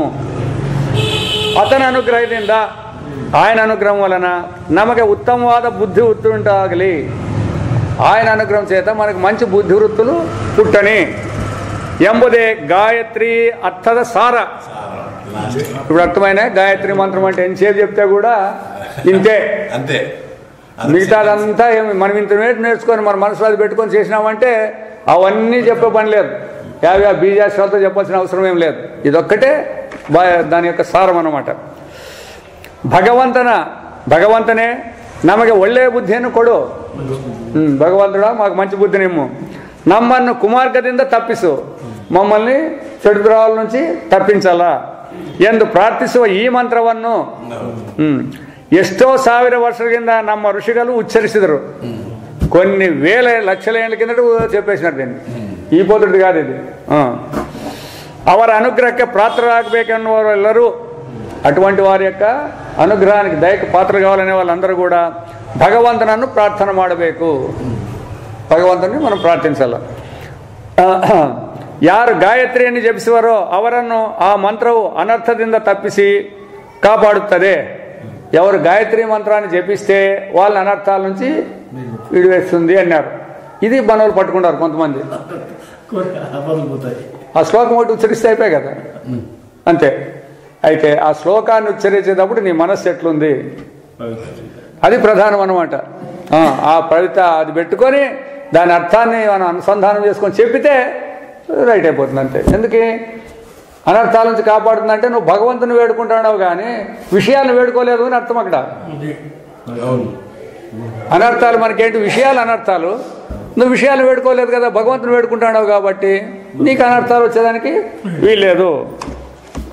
గాయత్రీ దేవి అనుగ్రహದಿಂದ ಅವರಿಗೆ అభ్యుదయವು నిశ్రేయస్సు దొరకవు. వాళ్ళకి అభ్యుదయం కలుగుతుంది, నిశ్రేయస్సు అంటే మోక్షం కూడా లభించేకి వీలుంది. ఉపాకర్మವೆಂಬುದು ಹೊಸದಾಗಿ ವೇದವನ್ನು ಆರಂಭಿಸುವ పవిత్ర దిన. వేదాలను ప్రారంభించేదానికి కొత్త మొదటి దినం. ಆದರೆ ద్విజరు ఆ దివసವನ್ನು బహుమట్టిಗೆ ಹೇಗೆ ఉపయోగిస్తారే? మరి అటువంటి దాన్ని ఈ బ్రాహ్మణులు ఏ విధంగా ఉపయోగిస్తున్నారు అంటే, ఊట ఉపచారగలు. పొద్దునాయలకి ఏం టిఫిన్ చేయాలా, మధ్యాహ్నం భోజనానికి ఏం చేయాలా, వచ్చిన వాళ్ళందరికీ సరిగి పెడతాడామా లేదా, ಊಟ ಉಪಚಾರಗಳು, ಉಡಿಗೆ ತೊಡಿಗೆಗಳು, ಎటువంటి ಬಟ್ಟಲು ಕಟ್ಟುಕೋಲ್ಲ, ಏಂ ಕಥ. ಇವುಗಳೆಲ್ಲ ಆ ದಿನವು ಒಂದು ಹಬ್ಬವಾಗಿರುತ್ತದೆ, పండుగ. వేదాన్ని ప్రారంభించాక అది పెట్టింటే వీళ్ళు పండుగ చేసుకునే దాన్ని. పండుగలో వేదం మర్చిపోతారు. పురోహితರು ಹೇಳಿಕೊಡುವ ಒಂದೆರಡು ಮಂತ್ರಗಳನ್ನು ಹೇಳುವುದು. ఆ పురోహితులు చెప్తారు కదా మంత్రాలు చెప్పప్ప అంటే అవి చెప్పేది. యజ్ఞోపవీత జనివారವನ್ನು దాన ಮಾಡುವುದು. కొంతమందికి ఆ జనివారాలు దానం చేసేది. బ్రాహ్మణుడిಗೆ దక్షిణ ಕೊಡುವುದು. ಋಷಿ ಪೂಜೆ, ಹೊಸ ಯಜ್ಞೋಪವೀತ ಧಾರಣ. ಇಷ್ಟನ್ನು ಮಾಡಿದರೆ ತಮ್ಮ ಕೆಲಸವಾಯಿತೆಂದು ಭಾವಿಸಿದರೆ ಹೆಚ್ಚು. మా పని అయిపోయింది అప్ప అయిపోద్దు ఉపాకర్మ చేసినామంటే ఇక ఇట్లా చేస్తే అయిపోయింది మా పని. మనం అంతే సత్యనారాయణ వ్రతం చేస్తే ఇంక ఇంత ఈ పొద్దుకి ఎంత చేసినాం అయిపోయిందని లేదా. అది ఆ పొద్దు చేసిండే దినము ఉండాలి, అట్లే మనసులో పెట్టుకొని దాన్ని కథ పెట్టుకొని ఉండాలి. చేసినాం అయిపోయింది ఇంకేం మాకు తొందర లేదు అంటే కుదరదు అట్లా. ಇನ್ನೂ ಕೆಲವು ದಿನಗಳು ಹೀಗೆಯೇ ನಡೆದರೆ ಅದು ನಿಂತು ಹೋಗಬಹುದು. ఈ ఉపాకర్మ అనేది కూడా ఇట్లే జరిగినట్లే కొన్నాళ్ళు నిలిచిపోవచ్చు కూడా. ఇంకా ఉపాకర్మ అంటే అది దాంతో ఆ కర్మ లేప ఉండే కర్మలే దండిగా ఉండాయి, అదేంటికి లేనట్లయితుంది. ద్విజరేఖ ఇదక్కింత లాంఛనాస్పదవద్దు వేరే బేకే. చూడండి, ద్విజులైనటువంటి వారికి ఇదే గుర్తంట, దీనికంటే వేరే గుర్తులు పెట్టుకోవాల్సిన పని లేదు వాళ్ళు బ్రాహ్మణులు అనే దానికి. అది ముఖ్యమైనటువంటిది అనమాట. ద్విజరెల్ల కై ముగిదు ఈ లేఖకను ಬೇಡಿಕೊಳ್ಳುವುದಿಷ್ಟು. అందరినీ బ్రాహ్మణులందరినీ నేను ప్రార్థిస్తే చేతులెత్తి మొక్కుతాడని చెప్తున్నాడు ఆయన. ద్విజరాలెల్ల ద్విజులందరినీ కై ముగిది ఈ లేఖకను ಬೇಡಿಕೊಳ್ಳುವುದಿಷ್ಟು. దీన్ని రాసిన ఆయన వేడుకుంటున్నాడు. తావుగలు భరతఖండದ సంస్కృతిಯ పాలకరు. ఈ బ్రాహ్మణులు అనేవాళ్ళు భారతీయ సంస్కృతిని పరిపాలించేటువంటి వాళ్ళు. వీళ్ళు భరతఖంಡದ ಋಷಿಗಳು ಕೂಡ ಹಾಕಿರುವ ಜ್ಞಾನ ಭಂಡಾರವನ್ನು, భారతదేశంలో ఋషులు కూడబెట్టినటువంటి ఈ జ్ఞాన భండారాన్ని తగయువ బీగద కై తమ్మల్లిదే. ఆ భండారాన్ని తీసేటువంటి బీగము చెవి మీ దగ్గర ఉంది. ఇప్పుడు ఎవరి దగ్గర? బ్రాహ్మణుల దగ్గర. అదన్ను హదకెడిసబేడిరి, దానిని తీసేద్దండి, పక్కకి తీసేద్దండి. ಅದಕ್ಕೆ ತುಕ್ಕು ಹಿಡಿಗೂడు ఊడేడ్రి, దాన్ని తుక్కు పట్టేటట్లు చేద్దండి. బీగం వేసి లోన్ పెడితే ఇంకా తుక్కు పట్టుకు ఇంకేమవుతుంది. దయబిట్టు సంస్కృత కಡೆಗೆ, దయ ఉంచి సంస్కృతం వైపు, వేదದ కಡೆಗೆ వేదం వైపు, ನಿಮ್ಮ ప్రాచీనర ఆచార విహారాల కಡೆಗೆ మీ ప్రాచీనమైనటువంటి ఆచార విహారాల వైపు దృష్టిಯನ್ನು ಹೊರಳಿసిరి, దృష్టిని ప్రసరించండి. ఎట్లుండింది మన ప్రాచీన వైభవం ఎట్లుండేది అనే దానికి వేదాలంటే ఏం చెప్పినాయి, ఇట్లా మన దృష్టిని పెట్టాల. కాలకాలಕ್ಕೆ ఉపనయనವನ್ನು ನಿಮ್ಮ ಮಕ್ಕಳಿಗೆ ಮಾಡಿಸಿರಿ. కొంతకాలానికి వాళ్ళకు కూడా మీ పిల్లలకి ఉపనయనం చేయిస్తండి. దొరితಷ್ಟು విరామ కాలದಲ್ಲಿ, మనకి ఎంత అవకాశం దొరికితే అంత. ನೀವು ಧಾರ್ಮಿಕ వాంగ్మయದ పరిచయವನ್ನು ಮಾಡಿಕೊಳ್ಳಿರಿ. ఈ ధార్మికమైనటువంటి వాంగ్మయాన్ని ప్రయత్నం చేసుకోండి. అప్పుడు అదే టీవీలు చూసేది కానీ ఇంకా వేరే పుస్తకాలు చదివేది ఇట్లాంటి వద్దు. ఈ ధార్మికమైనటువంటి సమస్య ఏముండదు అటువంటి పుస్తకాలు తీసుకొని చదువుకోవాలని ಮಾಡಿಕೊಳ್ಳ್ರಿ. ద్విజరు అల్లదవరిಗೂ, బ్రాహ్మణులు కానోళ్ళకు కూడా పవిత్రవాద ఈ సంస్కృతి సవ్యాన్ని తెలుసుకోండి. వాళ్ళకు కూడా దీని యొక్క రుచిని మీరు చూపించాలా. వాళ్ళేం బ్రాహ్మణులే కావాల్సిన పని లేదు, సామాన్యులే కానిలేండి, ఎవడన్నా కానివ్వండి. దీన్ని వ్యవహారం ఇట్లా చేస్తే ఈ విధంగా ఉంటుంది చూడండి అప్ప అని ఆ రుచిని మీరు వాళ్ళు నెలకొల్పాలా. ఇంకా ಜನಿವಾರವೆಂಬುದು ದ್ವಿಜರ ಹೊಣೆಗಾರಿಕೆಯನ್ನು ಭರತಖಂಡದ ಸಂಸ್ಕೃತಿಯ ಪಾವಿತ್ರನ ಗುರಿಸುವ ಒಂದು ಬಗೆಯ ಬಾವುಟ, జెండా ఉన్నట్ల. ఎట్లా అందుకే చెప్తుంది ఇప్పుడు రాఘవేంద్ర స్వామి దేవాలయానికి పోతే అంగిలిడ్సేమనేది ఎందుకు అనుకుంటారు? బాబునోళ్ళ కాదని చూసేకే అదొక గుర్తు. జనివారం ఉందంటే బ్రాహ్మణుడు, లేకపోతే శూద్రులు. అదే మన సంస్కృతి యొక్క జెండా అంట, భారతీయ సంస్కృతి యొక్క జెండా ఈ జనివారం అనేది. దాన్ని మనం ఎంత ఆస్కారంగా చేసుకుంటామంటే అట్లా తీసుకుంటాం చూడండి. జనివాರಕ್ಕೆ ಪಾವಿತ್ರವು ಬಂದಿರುವುದು ಬರೀ ನೂಲಿನಿಂದಲ್ಲ. ఆ నూలుతో జనివారం అంటే దానికేం పవిత్రత రాలే. ಅದಕ್ಕೂ వైదిక సంస్కృతికి ఇರುವ సంబంధದ భావనಯಿಂದ, దానికి మన వేదాల్లో చెప్పిండే సంస్కృతికి ఉండే సంబంధం ద్వారా విలువ వచ్చింది. దాన్ని ఎందుకు ధరించాలా, ధరిస్తే దాని యొక్క సంస్కృతి ఏమి, దాని యొక్క సారమేమి అనేది తెలిసేదానికి దానికి విలువ ఉందన్నమాట. ಅದರಿಂದ ఆ భావనయు మూడవదక్కు, ఆ భావన మనకు కలిగేదానికి, ಬೆಳೆಯುವುದಕ್ಕೂ వృద్ధి అయ్యేదానికి, ఫలకారియాగుವುದಕ್ಕೂ, ఫలం కూడా కావాలా. ఇవన్నీ మూడు కావాలన్నమాట. అనుకూలవాಗುವ ರೀತಿಯಿಂದಲೇ ಅದನ್ನು సజ్జుగొలిసಬೇಕು. ఆ విధంగా దాన్ని మనము తయారు చేసుకోవాలన్నమాట. అది జనివారాన్ని. ಹಾಗೆ ಅದನ್ನು ಧರಿಸಬೇಕು, అట్లనే దాన్ని ధరించాలా. ఎల్లಕ್ಕೂ మొదలాగే జనివాರದ పవిత్రಯನ್ನು కాపాడుಕೊಳ್ಳిರಿ, దాని యొక్క పవిత్ర. అందుకే ఏమోపాయితే కలిసి ఇంట్లో దేవుని మూలు తగిలించిపోతూ ఉంటారు అంతే. ఆడైతే పవిత్రంగా ఉంటుంది. ఆడుంటే నీకు పవిత్ర, జనివారానికి పవిత్రదా? ఇప్పుడు దేవుని మూలు జనివారం తగిలించిపోతే దానికి పవిత్రత, నీకు ఎందుకు వేసుకోండి? అది నీకు పవిత్రత కావాలని దాన్ని వేసుకోండి. అది దాన్ని మూలు తగిలించిపోతామంటే ఏమర్థమోని చూడండి ఎట్లుండదు మన కర్మ. దాన్ని ఈడేసుకున్నా ఏం అపవిత్రమై లేదు. మనస్సు పరిశుద్ధంగా ఉంటే ఆడేసుకున్నా అదేం తొందర ఏం లేదు. అది అయితే వీళ్ళకి ఆ ధైర్యం లేదు కాబట్టి ఆడేస్తారు. జనివారವನ್ನು ಕೊಂಡುಕೊಳ್ಳುವ అపవిత్రత పద్ధతిని బిట్టిబిడిరి. కొనుక్కోవద్దండి దానిని. ఇప్పుడు అందరూ కొనుక్కొని వేసుకుంటాండి. అది రేపు ఉపాకారం ఉందంటే జనవరం ఉందంటే పోయి అంగడికి పోయి తీసుకురాపోండి అనేది కొనుక్కొని వచ్చేది. ఈ జంజాలు వాళ్ళు తయారు చేసి పెట్టినారు కొంతమంది, అది అమ్ముతా అంటారు అనమాట. ನಿಮ್ಮ సంస్కృతి జీవితమే ಅದರಲ್ಲಿ ಎಂದು ನಂಬಿರಿ. మీ జీవనం యొక్క సంస్కృతి మళ్ళా మీకు ఉత్తరోత్తర గతి ఏమైతుందనేది దాంట్లోనే ఉందని నమ్మండి. ಜನಿವಾರವನ್ನು ನೀವೇ ನಿಮ್ಮ ಸ್ವಂತ ಕೈಗಳಿಂದಲೇ ಪವಿತ್ರವಾಗಿರುವ ಮನಸ್ಸಿನಿಂದ ಪವಿತ್ರವಾದ ಶರೀರದಿಂದ సర్దుగొల్చబేకెంబుదನ್ನು నిర్మలనిడిరి. మనకు ఉదాహరణ గాంధీ మహాత్ముడు చెప్పినాడు, ఎవరెవరు ధరించే బట్టలు వాళ్ళే నూలు తీసి తయారు చేసుకోవాలని ఆపత్తి చెప్పినాడు కదా. మరి బట్టలు వేసేది అంత నేర్పిస్తుంటే జంతువారం తయారు చేసుకుంటే కష్టమా? ఎవరు జంతువారం వాళ్ళు తయారు చేసుకుంటే కష్టమవుతుందే. అది చూడండి ఎట్లా మనస్సును శుద్ధ పెట్టుకొని మనస్సింద పవిత్రవాద శరీరంద సజ్జుగొల్చబేకెంబుదని నిర్మలనిడిరి. స్నానాలు గినాలు చేసి మనసును పరిశుభ్రంగా పెట్టుకొని ఇది నా సంస్కృతికి ఆధారము, నా యొక్క శ్రేయస్సుకు ఆధారము అని పెట్టుకొని తయారు చేయండి. ಮಿಂದು ಮಡಿಯುಟ್ಟು ಸ್ನಾನ చేసి ಮಡಿ పెట్టుకొని ಪವಿತ್ರವಾದ ಮಂತ್ರಗಳನ್ನು ಉಚ್ಚರಿಸುತ್ತಾ పరమాత్మన ధ్యానವನ್ನು ಮಾಡುತ್ತಾ జనివారವನ್ನು ಮಾಡಿಕೊಳ್ಳಿರಿ. జనివారాన్ని తయారు చేసుకోండి. అವುಗಳನ್ನು ಮಾಡೋ పద్ధతిని ನಿಮ್ಮ ಹುಡುಗರಿಗೆ ತಿಳಿಸಿಕೊಡ್ರಿ. మీరే కాదు మీ పిల్లలకు కూడా దాన్ని తయారు చేసుకునేది కూడా నేర్పియండి. ಈಗೀಗ జనివారವನ್ನು తయాರಿಸುವ పద్ధతి విచిత్రವಾಗಿದೆ. ఇప్పుడు జంధ్యాలు తయారు చేసేది విచిత్రంగా ఉన్నట్టు. ఎట్లా ಕೆಲವು ಬ್ರಾಹ್ಮಣರು, కొంతమంది బ్రాహ్మణులు ಯಾವ ದೇಶದಲ್ಲಿಯೋ ಯಾವ ಹಳ್ಳಿಯಲ್ಲಿಯೋ ఏ దేశంలోనో ఏ పల్లెలోనో తమకు తోచిదంతే తావు సిద్ధగొలిసే జనివాರದ నూలను గంట ಹಾಕಿ ఎవరు తయారైనాయో ఎవడు చేసినాడో అది కూడా తెలుసు మనకి. ఎవడేమి దాన్ని బ్రాహ్మణులే చేయాలనే పని ఉండదు. ఎవడో పని చేసేవాడు కూడా వాడు చేసి ఉండొచ్చు. తయారు చేసే దాంట్లోకి ఏముండదు. ఇప్పుడు మన కూలీలు పని చేస్తారు కదా ఏంటైనా, అట్లా వాళ్ళు తయారు చేసి ఉండొచ్చు. ఎవడైనా వాళ్ళకేం దాని మీద పవిత్రత అవసరం లేదు. తయారు చేస్తే ఒక జనం తయారు చేస్తే ఇంత ఇస్తామప్ప అని అంటే దాన్ని చేసి ఇచ్చింటారు. అట్లాంటి వేసుకుంటే తయారైనారు ఇప్పుడు. అథవా ಹಾಕದೆ లేకపోతే వేసుకోకుండా ఊరూరిగే తందు కొడుతారే, ఊరూరికి తెచ్చిపోతారనమాట, ఇచ్చిపోతా అంటారు వాళ్ళు. ద్విజరు ಅವುಗಳನ್ನು చౌకాశిಯಿಂದ వ్యాపార ಮಾಡಿ ಕೊಂಡುಕೊಳ್ಳುತ್ತಾರೆ. ఇది ఇంకా పెద్దటం. ఇది తెలిసినా లేదా మీకు? ఏం దీని అర్థము? ఇప్పుడు జంధ్యం అంటేనే దానికి పవిత్రత ఉంది. ఆ జంధ్యానికి వాడు 10 రూపాయలు చెప్పినాడు అనుకోండి, దీనికి 10 రూపాయలు వెళ్ళేమే, ఇంత దారానికల్లా అంత వెళ్ళేపా, ఇంత దారానికి 10 రూపాయలా? ఇంకా సరే 10 రూపాయలు లేదు 2 రూపాయలకి ఇచ్చినాడు అనుకోండి, దాన్ని వేసుకుంటే మీకెంత విలువ ఉంటుంది? మొన్న కూడా ఇక్కడ బుదిగా దగ్గర బుక్కులు పెట్టిండ్రు కదా, బుక్కులు పెట్టింటే వచ్చి ఆ బుక్కులన్నీ తీసుకుంటాను. మన వాళ్ళు కూడా పెట్టిండ్రు, ఇదేమో దామోదరు పెట్టిండు ఆడు బుక్లు పెట్టిండ్రు. అది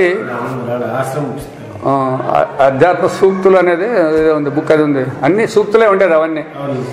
దాన్ని అది ఇస్తే బుక్ ఇంతే ఉంది, అంత సన్నది ప్యాకెట్ అంత ఉంది. అది వాళ్ళు భగవద్గీత చదివేవాళ్ళనంట వచ్చినారు, 2 ఆడోళ్ళు వచ్చి ఇది ఎంత అంటే 10 రూపాయలు అంటే 10 రూపాయల దీంట్లో అంతోటి ఉండదే అని అంటాండ్రు. నేను పక్కనే కూర్చొని ఉంటే చెప్తే భగవద్గీత ఉపనిషత్తులు సూత్ర భాష్యాల్లో ఉండే సారం అంతా దీంట్లో ఉండదని చెప్తే అప్పుడు తీసుకొని పోయారు. ఎందుకంటే వాళ్ళకి బుక్కు తక్కువ కావాలా సరుకు ఉండాలా, ఎట్లయితుంది సాధ్యం అది? ఇట్లా ఆడికి వచ్చినా కూడా వ్యాపారమే, దేవుని దగ్గరికి వచ్చినా కూడా వ్యాపారమే చేసుకుంటూ పోతారంటే ఇంకెందుకు పోవాలి మన దేవుని దగ్గరికి?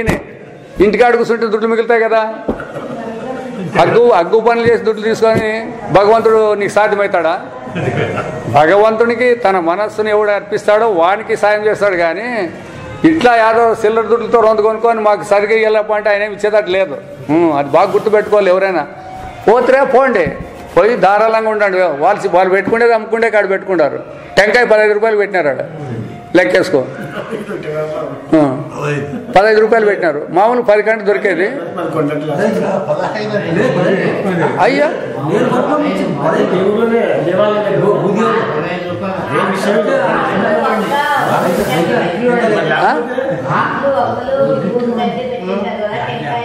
ఏంటంటే పెట్టిండ్రప్ప? విను వాళ్ళు తెచ్చిన వాళ్ళు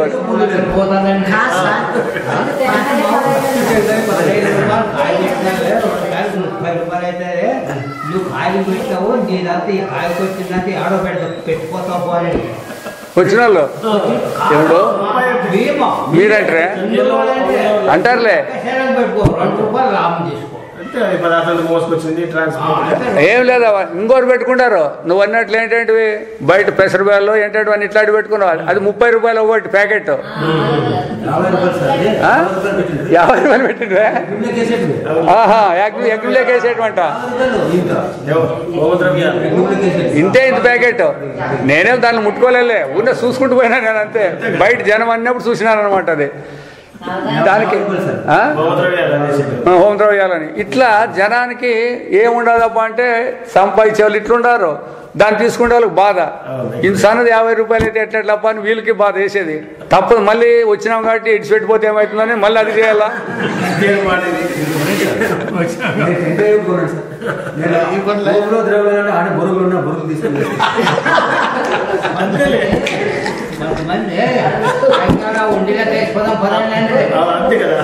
ఇప్పుడు కాబట్టి చెప్తా కాదు వ్యవస్థ ఎట్లుండదంటే మనకి హృత్ప ఏమీ అవసరం లేదు చెప్తా కదా భగవంతుడు అంతటా ఉన్నాడు కాబట్టి మీ ఇంట్లో మీరు కూర్చొని స్నానం చేసి శుభ్రంగా కూర్చొని ఇప్పుడు 12-1 గంట అయినట్లలో జనం ఎక్కువైనారు క్యూ పెరిగింది ఎండ విపరీతం ముసలి ఇట్లా వాళ్ళు వచ్చినారు వాళ్ళకి నిలబడాలా ఎంతసేపు నిలబడాలా అది లోనికి పోయి కష్టము అట్లయిందనమాట పరిస్థితి అంతా కూడా అయినా జనం అట్లే నిలబడుకొని ఉండారు అట్లా కాకోకుండా నీకు అవకాశం ఉంటే పో అవకాశం లేదంటే ఇంట్లో కాడ కూర్చొని శుభ్రంగా స్నానం చేసి భగవంతుని ధ్యానం చేయండి ఏవు గలాట లేదు గలీజు లేదు ఏమవుతుంది మీకు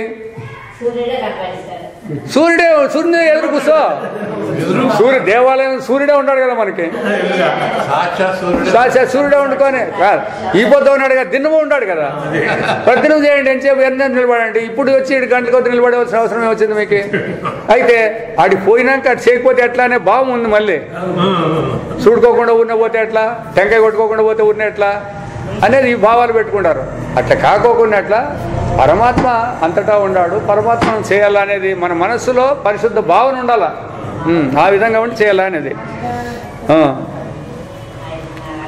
కాబట్టి చౌకాసియంద వ్యాపారం ఆడి ಕೊಂಡುಕೊಳ್ಳುತ್ತಾರೆ ఆ ದಿಂದಾన్ని కూడా వ్యాపారం చేసి కొనుక్కుంటారు ಆಮೇಲೆ ಅವನ್ನು ಉಪಕರ್ಮಗಳಲ್ಲಿ ದಾನಕ್ಕೂ ಉಪಯೋಗಿಸುತ್ತಾರೆ అందుకే కదా ఇప్పుడు చెప్తున్నారు కదా ఏమైనా కానీ చేసేకపోతే కూడా ఎవరికన్నా ఇవ్వాలంటే అగ్గు ఉండేటి తీసుకొని పోయి ఇవ్వండి అది అయిపోతుంది అని ఏం అగ్గు వాళ్ళు ఏమైనా అగ్గు తీసుకోవాలని వచ్చిండ్రే వాళ్ళు ఏమన్నా మీరు ఇవ్వాలంటే మీకు ఇష్టమైతే మంచివే ఇవ్వండి లేకపోతే ఏమి ఇవ్వద్దండి వచ్చినారు బోన్ తింటారు వెళ్ళిపోతారు అంతేగాని పెండిలో రైకులు ఇవ్వాలంటే ఆ 25,000కి 10 రూపాయలు ఉండే కదా ఉండే అవి లేకుండా పోలేదు అది తీసుకొని పోయి ఇవ్వండి ఎందుకు ఇవ్వాలి ఇచ్చినాము అనిపించుకోవాలా అయితే ఏమిటి ఇచ్చినారు మీరు అట్లా మీ బుద్ధిని బట్టి ఇచ్చినారు అట్లా కాబట్టి ఇవన్నీ కూడా అనాలోచితమైన చర్యలు అంటుంది శాస్త్రం మీకు హృత్పూర్వకంగా ఇస్తావు కదా రుణాలు బాగా పనికి రాని వాళ్ళకి ఇచ్చింది తీసుకునే వాళ్ళు బాగా వచ్చినప్పుడు వాళ్ళు ఇచ్చింటే బాగుంది అన్నీ అది లేకోకుండా ఇస్తే ఎట్లా కాబట్టి ಆಮೇಲೆ ಅವನ್ನು ಉಪಕರ್ಮಗಳಲ್ಲಿ ಧಾರಣೆಗೂ ಉಪಯೋಗಿಸುತ್ತಾರೆ ಮನೆಯಲ್ಲಿಯೂ ಬಳಕೆಗೆ ಇಟ್ಟುಕೊಳ್ಳುತ್ತಾರೆ ఇంట్లో వాడికి కూడా పెట్టుకుంటారు మళ్ళా ఇంత జనివారದಲ್ಲಿ పవిత్ర సంబంధವನ್ನು సూಚಿಸುವ ಯೋಗ್ಯತೆ ಹೇಗೆ ಬರಬೇಕು ఇట్లా జనివారాల్లో సంస్కారము సంస్కృతి ఉండేదానికి ఎట్లా సాధ్యమవుతుంది అనుకుంటారు మీరు ಒಂದೂರಿನಲ್ಲಿ ಆಗುವ ಜನಿವಾರವು ಆ ಊರಿನ ಜನರಿಂದಲೇ ದೊರೆಯದಿದ್ದರೆ అల్లియ ద్విజరగే ద్విజత్వದ కళయు ఎందుకు సంపూర్ణವಾಗಿ దొరయలారదు కాబట్టి ఆ ఊర్లో ఉండే వాళ్ళకి ఆ జంజాన్ని తయారు చేసుకోలేకపోతే ఇంకా వాళ్ళకి వేరే సాటు తెచ్చుకున్న దాని నుంచి ఎట్లా సిద్ధి దొరుకుతుంది అది మీ ఆ ఊర్లో వాళ్ళు వేసుకునే దానికే తయారు చేసుకునే యోగ్యత లేకపోతే వేరే ఊరు నుంచి తయారు చేసుకొచ్చిన జంజానికి ఆ ఊరికి బాగు చేసేకి సాధ్యమవుతుందా లేకపోతే నిన్ను బాగు చేసేకి సాధ్యమవుతుందా మన ఊర్లో మనమే తయారు చేసుకోవాలా మనకప్పుడు అది పనికి రావాలా ಜನಿವಾರಕ್ಕಿಂತ ತಮ್ಮ ಉದ್ಯೋಗವು ನಮ್ಮ ವ್ಯವಹಾರಗಳು ಮಿಕ್ಕುಮಾತುಗಳು ಹೆಚ್ಚು ಬೆಳೆಯುಳ್ಳವು ಎಂದು ఈ జనివారానికంటే మన ఉద్యోగం ముఖ్యమప్ప మన వ్యవహారాలు మిగిలినవన్నీ వ్యవహారాలు హెచ్చు బెలయల్లవు అంటే అధికమైన విలువ కలిగినవని ಯಾವ ದ್ವಿಜನು ಭಾವಿಸನೋ ಅವನ ద్విజనన్ను ఎన్నిసుకొల్లవదಕ್ಕೆ అర్హనಲ್ಲ. బ్రాహ్మణుడు అనిపించుకునే దానికి కూడా అధికారం లేదు. దీని విలువ తెలుసుకొని దీన్ని పని చేస్తే తప్ప మిగతావే మాకు వ్యవహారము ఉద్యోగము ఇవే చాలప్ప అనే వాళ్ళకి ద్విజుడు అనిపించుకునేదానికి కూడా లేదు. ಯಜ್ಞೋಪವೀತವನ್ನು ತಮ್ಮ ಊರಿನಲ್ಲಿಯೇ ಮಾಡಿಕೊಳ್ಳುವುದನ್ನು ಪ್ರೋತ್ಸಾಹಿಸಬೇಕು. వాళ్ళ ఊర్లోనే ఇది తయారు చేసుకోవాలి యజ్ఞోపవీతం. ಯಾರೋ ಕೆಲವರು ಯಾಚಕ ಬ್ರಾಹ್ಮಣರು, వాళ్ళు అడుక్కుండేకి వచ్చే బ్రాహ్మణులు వాళ్ళు కూడా ఏగో మాడిన జనివారಗಳನ್ನು ఎంత చేసినారో వాళ్ళు ఏం కథ, వాళ్ళు ఎంత బాధపడి చేసినారో, భగవంతుని శ్రద్ధుని చేసినారో లేకపోతే వాళ్ళ కష్టాలు వండుకొని చేసినారో మనకు తెలుసు కదా. అవి మారుವುದಕ್ಕೆ ಬರುವುದಕ್ಕೆ అడ్డు ಹಾಕಬೇಕು. అట్లా వాటిని తీసుకొచ్చిన వాళ్ళని అమ్మద్దాయని చెప్పాలంటారు. ಮಹಾತ್ಮ ಗಾಂಧಿ ಅವರು ನಮ್ಮ ದೇಶದ ಜನರು ತಮ್ಮ ಕೈಯಿಂದ ನೂಲಿನಿಂದ ಬಟ್ಟೆಯನ್ನು ಹೊದೆಯಬೇಕೆಂದು ಮಾಡಿದ ಉಪದೇಶವು ದೇಶದಲ್ಲೆಲ್ಲೆಲ್ಲ ಹರಡಿ ಎಂಥ ಉತ್ಸಾಹದ ಅಲೆಯನ್ನು ಎಬ್ಬಿಸ್ತಂಬನ್ನು ನೋಡಿದವರು. దేశంలో ఎంత అది ప్రోత్సాహం అయిపోయింది. ప్రతి ఒక్క ఇంట్లో కూడా రాట్నాలు పెట్టుకొని దూది వేసుకొని దారాలు వేసుకొని నేర్పించుకొని కట్టుకుంటారు. అప్పుడు మేము పిల్లలు అంతే 5-6 ఏళ్ళు ఉంటాం అప్పుడు అంతే. మా ఇంట్లో కూడా అన్ని రాట్నాలు ఉండి మా నాయన మా అమ్మ అందరూ ఉడుకుతాను, అన్ని దున్నులు తీస్తాను అట్లా. కాబట్టి అట్లా ఎట్లా స్ప్రెడ్ అయిపోయింది అది, ఎంత వ్యాప్తి చెందింది అది. ಎಂಥ ಉತ್ಸಾಹದಲೆಯನ್ನು ಎಬ್ಬಿಸೆಂಬುದನ್ನು ನೋಡಿದವರು ಪವಿತ್ರವಾದ ಯಜ್ಞೋಪವೀತವನ್ನು ತಮ್ಮ ಸ್ಥಳಗಳಲ್ಲಿ ಸಿದ್ಧಗೊಳಿಸುವುದಕ್ಕೆ ಏರ್ಪಡಿಸುವುದು ಶ್ರಮ సాధ్యమందు ఎందుకు ಹೇಳಲಾರರು. చూడప్ప దీన్ని తయారు చేసుకోవాలంటే చాలా కష్టం అంటారు. చూడండి, అది కష్టం అనిపిస్తుంది. అట్లా ఏం కష్టం అనిపించలేదు. ಯಾವನು ಹುಟ್ಟಿದ್ದರಿಂದ ఎవడు పుట్టినప్పటి నుంచి వంశపు ఉన్నతిಯನ್ನು ಹೊಂದಿದೋ ಆ వంశము ఉన్నతి పొందాలని ಅವನೇ నిజವಾಗಿ ಹುಟ್ಟಿದವನೆಂದು సుభాషితವಿರುತ್ತದೆ. కాబట్టి వాడు వంశోద్ధారకుడైనప్పుడే వాని యొక్క జన్మ ధన్యము అని శాస్త్రం చెప్పేది, సుభాషితం చెప్పేది. దాంట్లో పుట్టినవాడు వంశాన్ని ఉద్ధారం చేయాల. అట్లా వంశాన్ని ఉద్ధారం చేయకుండా ఏడిపోతే వాడెందుకు పుట్టిండల్లా. ಈ ಅರ್ಥದಿಂದ ಯಾವನು ಉಪನಯನವಾದ ಮೇಲೆ ಭರತಖಂಡದ సంస్కృతిಯನ್ನು మైగూడ్చుಕೊಳ್ಳುವనో, కాబట్టి ఆ విధంగా ఈ భారతీయ సంస్కృతిని ఎవడైతే తనలో చేర్చుకుంటాడో అవనే నిజವಾಗಿ ద్విజను, అతడే నిజమైన బ్రాహ్మణుడు. ಅವನ 2ನೇ ಹುಟ್ಟಿನಿಂದಲೇ, అది 2వ జన్మ. మామూలుగా తల్లి గర్భంలో పుట్టిండేది మొదటి జన్మ. అక్కడ యజ్ఞోపవీతం చేసి ఇవన్నీ వేస్తారే అది 2వ జన్మ. అందుకే ద్విజులు అనేది. బ్రాహ్మణులకి 2 జన్మలు ఉన్నాయి అనేది కారణం ఏమంటే అది 2వ జన్మ నుంచే బ్రాహ్మణుడు అయ్యేది. మొదటి జన్మ అంతా శూద్రుడే. వాళ్ళలో పుట్టినప్పటికి కూడా ద్విజుని ఎన్నిసేవారు. భారతమాతయు పుత్రవతి ఎన్నిసేవాళ్ళు. అప్పుడు భారతదేశంలో వీళ్ళు పుట్టించుకున్నారు అని ఆమె కూడా కీర్తి. ఇట్లా వాళ్ళు పుడితే ఇంత పవిత్ర బుద్ధియ సుపుత్రరు, ఇటువంటి పవిత్ర కలిగినటువంటి బుద్ధిమంతులు ಹೆಚ್ಚಿನ సంఖ్యೆಯಿಂದ జనిಸುವಂತೆ మహర్షిಗಳು అనుగ్రహించాలి. కాబట్టి అటువంటి వాళ్ళు మన భారతదేశంలో పుట్టాలని ఆ ఋషులు మహాత్ములు కూడా అనుగ్రహించాలని ప్రార్థన చేస్తాను అని చెప్పి ఆ స్వామి చేసినాడు.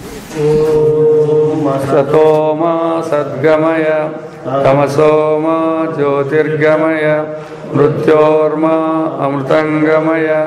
ఓం సహనా భవతు సహనౌ భునక్తు సవీర్యం కరవావహై తేజస్వినావధీతమస్తు మా విద్విషావహై. ఓం పూర్ణమద పూర్ణమిదం పూర్ణాత్ పూర్ణముదచ్యతే పూర్ణస్య పూర్ణమాదాయ పూర్ణమేవావశిష్యతే. ఓం శాంతి శాంతి శాంతి.